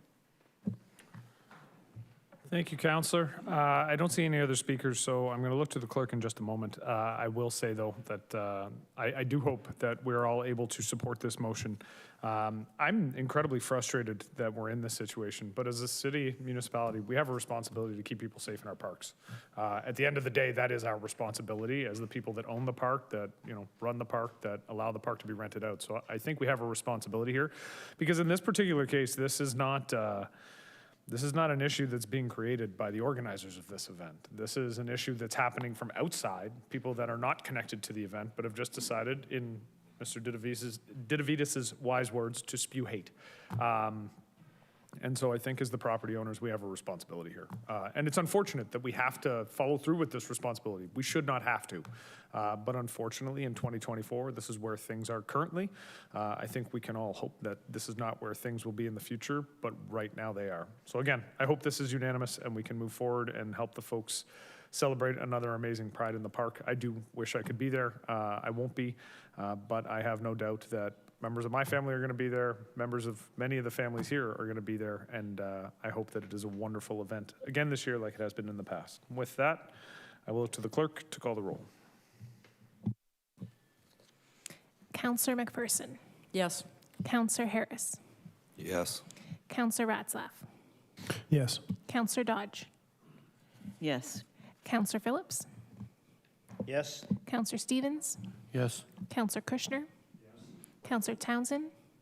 Yes. Councillor Lindell. Yes. Councillor Miller. Yes. Councillor Williamson. Yes. Mayor Cisco. Yes. And that's carried. All right, moving on to item 9.2. Yes, unanimous, Councillor Harris, thank you. 9.2, Planning and Building Services, Downtown Heritage Conservation District Task Force. Last week, the St. Patrick's Ward councillors were contacted to put their names forward to be appointed to the Downtown Heritage Conservation District Task Force, and Councillor McPherson has put her name forward. So can I have a councillor to move the recommendation? Councillor Kushner. I can move that, Chair. Okay, we've also got Councillor Townsend will second that the terms of reference for the Downtown Heritage Conservation District Task Force attached as Appendix 1 be approved, and that Councillor McPherson be appointed as the council representative from St. Patrick's Ward on the task force. Are there any questions or comments on this one? All right. All those in favor? Opposed? That's carried. We didn't need that. All right, we're on to 10.2, Proposed Amendment to Procedure Bylaw Attendance at Public Meeting. So for this one, in accordance with Article A5.1 of Council's Procedure Bylaw, a 2/3 vote is required to amend Bylaw 2021-124. Moving the motion, I have Councillor Kushner. Seconding the motion, I thought I was going to have Councillor Harris, but he's not here. So I'm going to look to Councillor Phillips. Councillor Phillips, and the motion is up on the screen. It has been altered just to make sure there's greater clarity, as Councillor Kushner had requested. So the request is to change the bylaw so that if a member is not present at a public meeting pursuant to the Planning Act or any part thereof, the member shall only vote on a motion emanating from or relating to the public meeting or to the matter which was the subject of the public meeting if the vote takes place at a subsequent meeting. And I think that's an important clarification. I actually appreciate Councillor Kushner making that change. So essentially, if you are not here for a public meeting and then there is a vote at a later date, you are able to vote on that issue, whereas in the past, our procedural bylaw would not have allowed that. So the change is that if the vote takes place at a later date, that means you have had the time to review the materials, to watch the recordings and everything else. You'll be able to have the information to make the choice. The original change had indicated, didn't indicate at a later date, and so the argument, I think, very fair. If you weren't here for the public meeting and you show up afterwards and then vote, you did not have the opportunity to review and ask questions, etc. So that's Councillor Kushner's bylaw amendment on the floor. I do have Councillor Ratzlaff. I will ask Councillor Kushner, do you wish to speak to this before or at the end? At the end? Okay, thank you. Councillor Ratzlaff. Yeah, just a quick question through you, Mayor. So, just for clarity, if you have to go to the washroom during a public meeting and come back, you still can't vote because you left the meeting during a public meeting. So through the chair, the way that it's drafted, that would be correct. Can always call for a recess in that situation if you wanted to avoid that, but as it's drafted, that would be accurate. Right. Unless it's like at a subsequent meeting and then you can catch up on the information. Right. And I will say that if this is passed the way it is, I think one of the things we're going to do as a general point of procedure from my personal standpoint is to call a recess in those situations where a councillor does have to leave the chamber for any reason. Right. We are allowed to do that. Wonderful. Any other questions or comments? Councillor Williamson. Yeah, I kind of got a lot to say on this because I've sat second longest to Councillor Kushner and had to sit through a lot of long meetings. And sometimes they can be drudgery to deal with, but I think they're a really important part of the public process.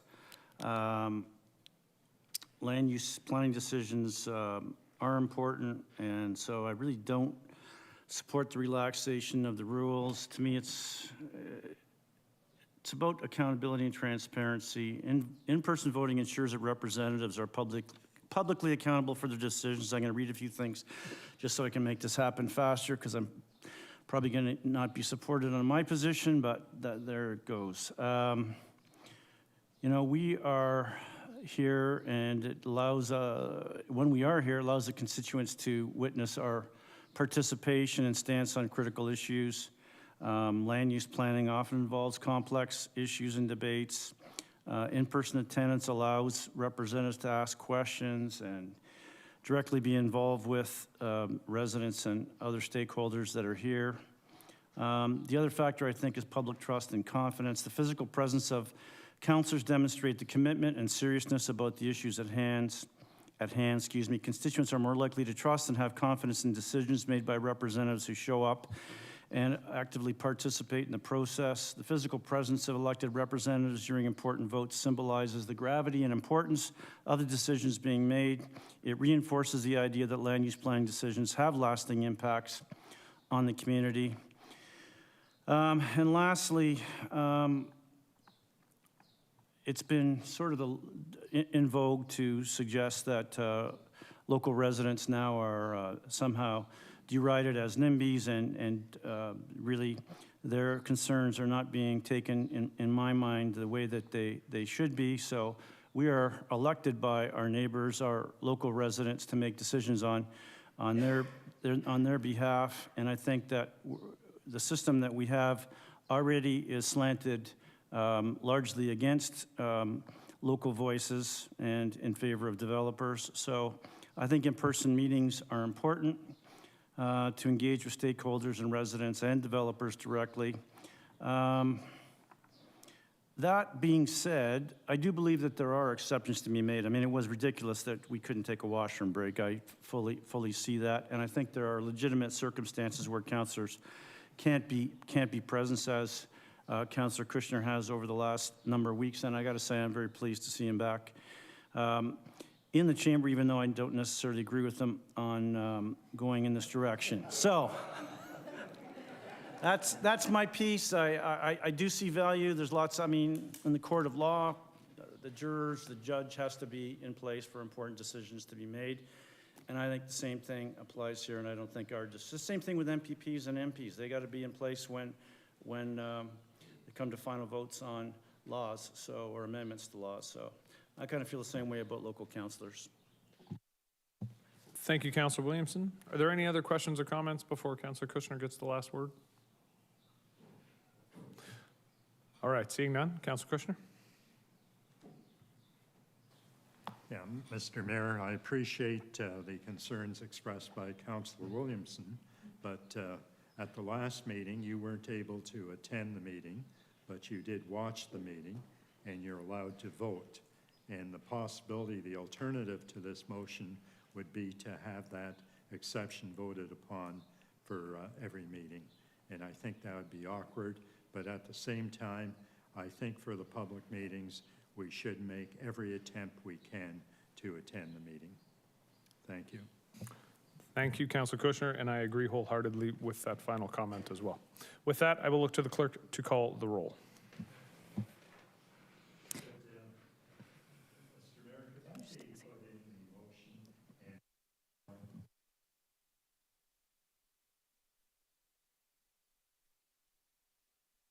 So Councillor Kushner is asking if we could add a final clause. He is the mover. Councillor Phillips, I'm assuming you're fine with that as a seconder? Yes, I am. Be it further resolved that councillors be attended to make every effort to attend public meetings in person. Be encouraged, yes. Be encouraged. Thank you. What did I say? I think Councillor Williamson will second that. To attend public meetings. Okay. And now I will look to the clerk to call the roll. Councillor Kushner. Yes. Councillor Phillips. Yes? Councillor Townsend. Yes. Councillor McPherson. Yes. Councillor Lindell. Yes. Councillor Harris. Yes. Councillor Dodge. No. Councillor Williamson. No. Councillor Stevens. Yes. Councillor Ratzlaff. Yes. Councillor Miller. Yes. And Mayor Cisco. Yes. And that's carried. It was almost unanimous. All right, 10.3, facilitating extensions to development completion deadlines. At this point, I'm going to ask Deputy Mayor Phillips to take the chair as I will be moving the next three motions.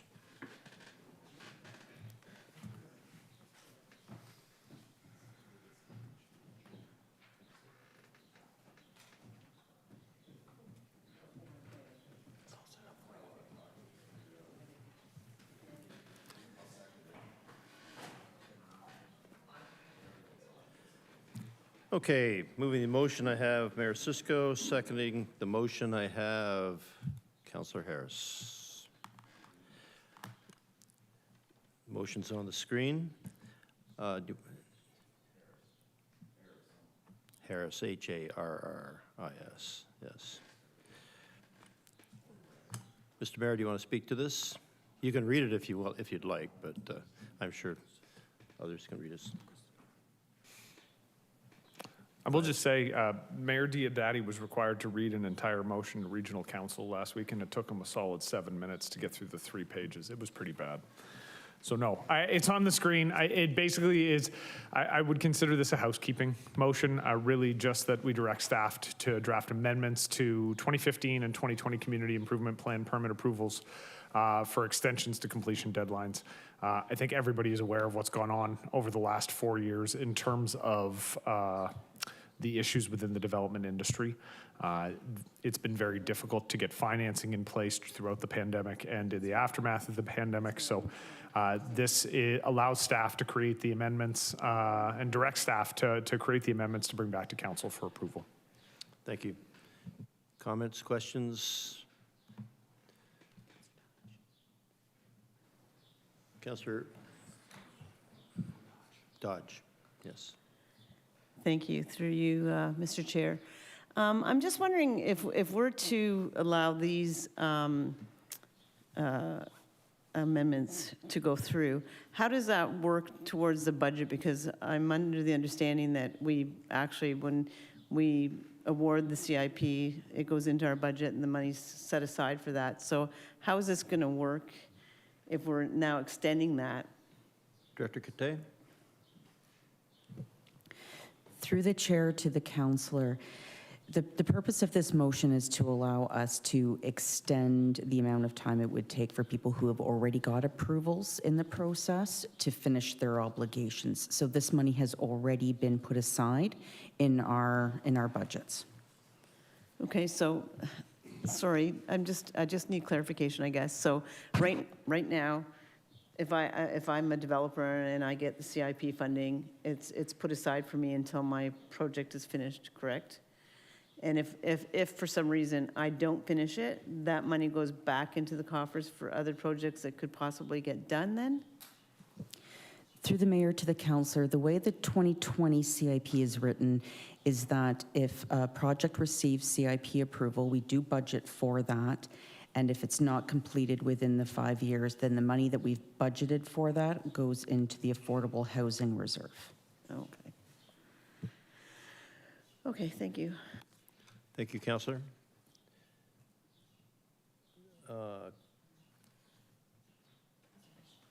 Councillor Kushner.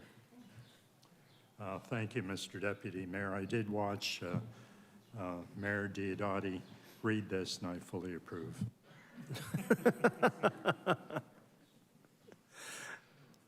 Glad to see our mayor and Mayor Diodati get along so well. Councillor Williamson. Thank you, Mr. Acting Mayor. And I know that the mover of this motion is put a lot of emphasis on trying to get housing built, and we've got a large number of already approved projects that are sitting fallow and nothing seems to be happening on them. I guess my thought, and I know this applies to CIP, not general approvals, but timelines would have seemed to have provided some urgency for developers to get moving on projects. So there's that aspect of it that I guess I have a question through you to the Director of Planning, if they could comment on that aspect of it, because what we have in place doesn't seem to be particularly effective in getting things done, and I guess we got to make some adjustments, but there's that concern that at least that having that timeline in place was something to perhaps spur some movement. Director Cathay. Thank you. And through the chair to the councillor, staff will be coming back with a recommendation on what that length of time looks like. It's not that staff would be coming back with an open-ended response to that. It's still our impression that we want to encourage development to come through to fruition. The impetus behind the motion that's here now are for people who have their approvals and are already deep into the process, but butting up against that line. So they've already made those investments, they've already done that cleanup work, but due to matters outside of their control, mainly market-driven, they've been unable to complete on the original time frame. And this point in the game, it would be disadvantageous and to suddenly just cut it off at the gate. So we will be coming back to council with a recommendation on what an extension protocol or framework looks like. Thank you. Thank you, Councillor. Councillor Townsend. My question's been answered, Chair. Thank you. Thank you. Seeing no other comments or questions, ask the clerk to call the vote.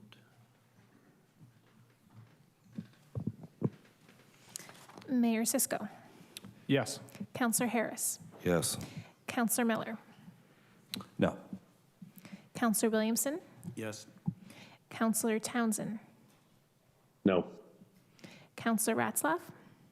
Yes. Councillor McPherson. Yes. Councillor Lindell. Yes. Councillor Kushner. Yes. Councillor Dodge. Yes. Councillor Stevens. Yes. And Deputy Mayor Phillips. Yes. And that's carried. Thank you. 10.4, permit fee reimbursement for Lincoln and Welland Regiment practices. Moving the motion, I have Mayor Cisco, seconded by Councillor Dodge. Mr. Mayor, do you want to speak to this one first? Go ahead. Thank you, Deputy Mayor. This is a fairly straightforward one as well. The Lincoln and Welland Regiment is currently in the process of getting in their practice for the performance at the 80th anniversary of the liberation of Bergen-op-Zoom, and they'll be heading over to Europe for that in the fall. They do require a larger space to practice. Parking lot at Seymour Hanna Sports and Entertainment Center is the place that they've identified would meet the requirements the best. They've asked for a waiver of the fees. I brought it to council because I think it's an eminently fair waiver. They donate the use of the armory every year to us, and they host the levy in conjunction with us at no cost. And so it seemed to me that this would be a very worthwhile opportunity for us to repay that opportunity by doing this at zero cost and funding it from the Civic Project Fund for this year. It is not a recurring event. This is a one-off because they are traveling to Europe to represent our community. So again, I hope this one is unanimous. I think it's an excellent opportunity to say thanks to the Links and Winks for all that they do for us. Comments, questions? I do remind you that our former Sergeant of Arms, Mike Allen, is a drummer with the band, so I'm sure that he would appreciate your vote. Okay. What's that? No guilt there, no. Go ahead, Clerk. Mayor Cisco, Yes. Councillor Dodge, Yes. Councillor Harris, Yes. Councillor Kushner, Yes. Councillor Lindell, Yes. Councillor McPherson, Yes. Councillor Miller, Yes. Councillor Ratzlaff, Yes. Councillor Stevens, Yes. Councillor Townsend, Yes. Councillor Williamson, Yes. and Deputy Mayor Phillips. Yes. And that's carried. And our next motion, I'll read this one. The St. Catharines City Council nominates Councillor Don Dodge for the position of Director, Large Urban Caucus on the AMO Board of Directors to the 24-2026 term, and that the cost of Councillor Dodge's participation on AMO Board be paid by the city. Moved by Councillor Cisco, or Mayor Cisco, not Councillor, Mayor Cisco, and seconded by Councillor McPherson. Thank you. Go ahead, Mayor. I'll get it right yet. It's twice in one sentence. At least I'm not calling you by another mayor's name. Oh, don't worry. That happened in regional council last week, so it's fine. Oh, did it? Okay. This one is very straightforward, and I wanted to make this motion just because I think Councillor Dodge has done a really fantastic job representing us and, representing Large Urban Caucus at AMO. So I wanted to make the motion that we are nominating her for that position again.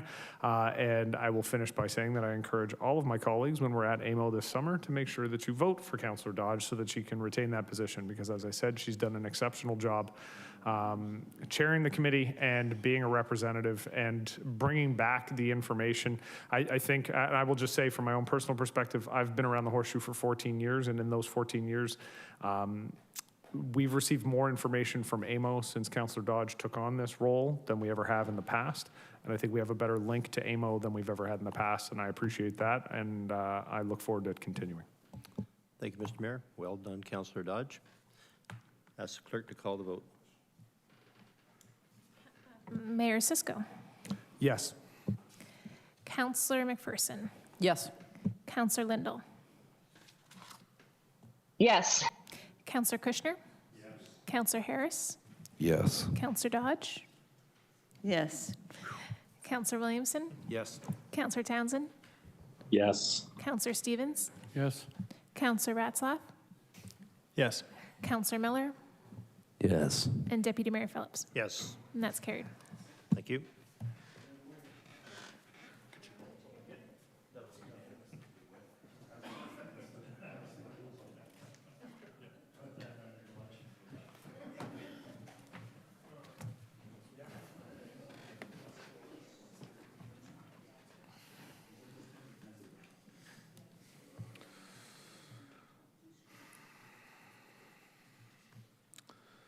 All right, so we are on to item 11, which is notices of motion. Do we have any notices of motion for the next meeting? Councillor Miller. Yeah, I'll have a motion about the Salem BME Church and some of the gravestones in the Victoria Lawn Cemetery. So look forward to that. Thank you, Councillor. We're on to report requests. I will be requesting a report on ways to action council's unanimous motion related to diversity within the city from April 2023. The report request, are we able to put this one up on the screen? Just that prior to initiating the city's DEI action plan, staff prepare a report outlining the following in consultation with the city's 2S LGBTQI+ diversity, equity and inclusion, and anti-racism advisory committees. DEI actions and initiatives that have been implemented to date during this term of council, how the city can support diversity, equity, and inclusion in the community based on the goals in council's unanimous April 17, 2023 motion, and key areas of focus for community-facing actions and recommendations within the city's DEI action plan. Other report requests. Councillor Townsend. Thank you, Chair. Gonna have to take a step back. I was trying to give notice of motion. My notice of motion is regarding green roads, green alternatives for secondary roads and asphalt, and I'll be working on a motion with my colleague, Councillor Williamson. My apologies, Councillor Townsend, that I did not see your hand before I got on to report requests. All good, all good. Okay, so we have that one as well. So we'll have two motions coming forward as of right now at the next meeting.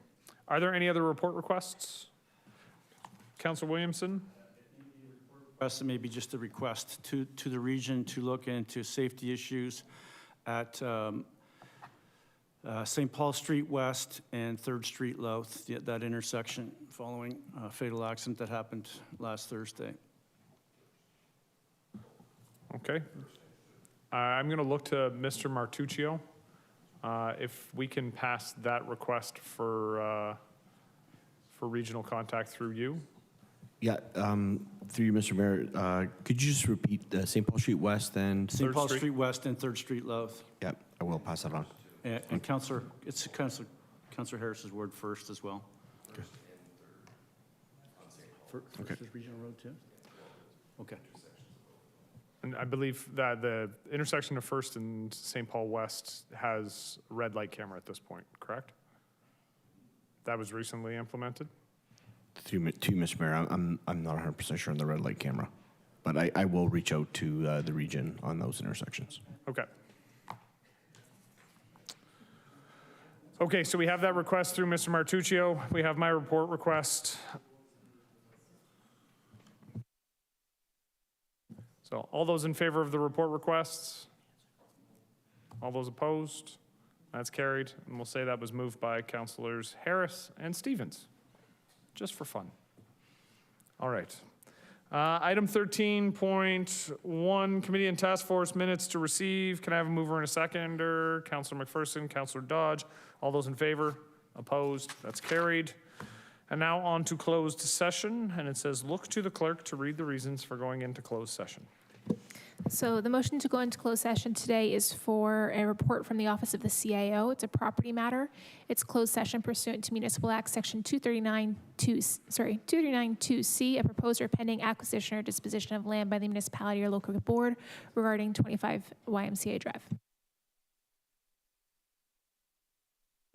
Can I have a councillor move the motion to go into closed session? Councillor Dodge, Councillor Phillips, all those in favor? Opposed? Carried. And away we go.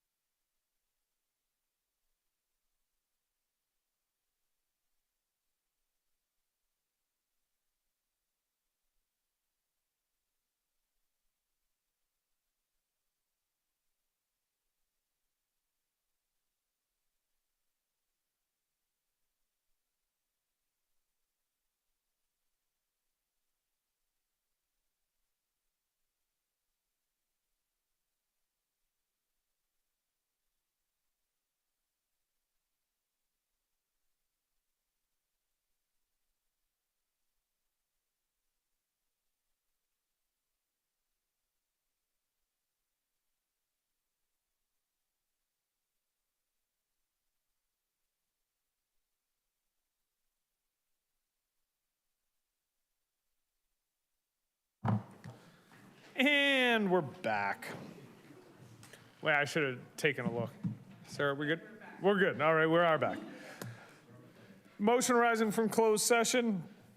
Property matter, 25 YMCA Drive. Can I have a councillor to move the motion? I have Councillor Williamson, seconded Councillor Dodge, that the report be received for information and staff proceed as directed.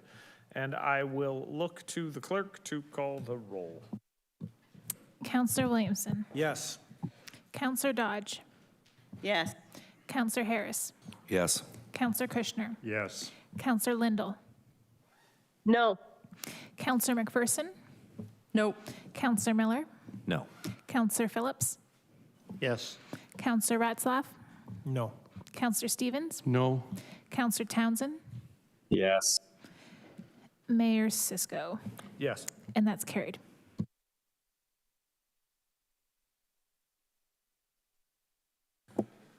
Bylaws. If the bylaws listed on the council agenda as A to G be read a first time, considered and passed, and that they be signed and executed by the mayor and the clerk. Can I have a mover and a seconder?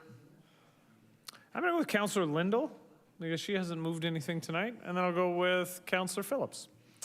All those in favor? Opposed? That's carried. And then finally, the adjournment. Councillor Townsend, do you want to do the adjournment tonight? I'd be honored. Wonderful. Councillor Townsend, Councillor Stevens, all in favor, opposed? Good night.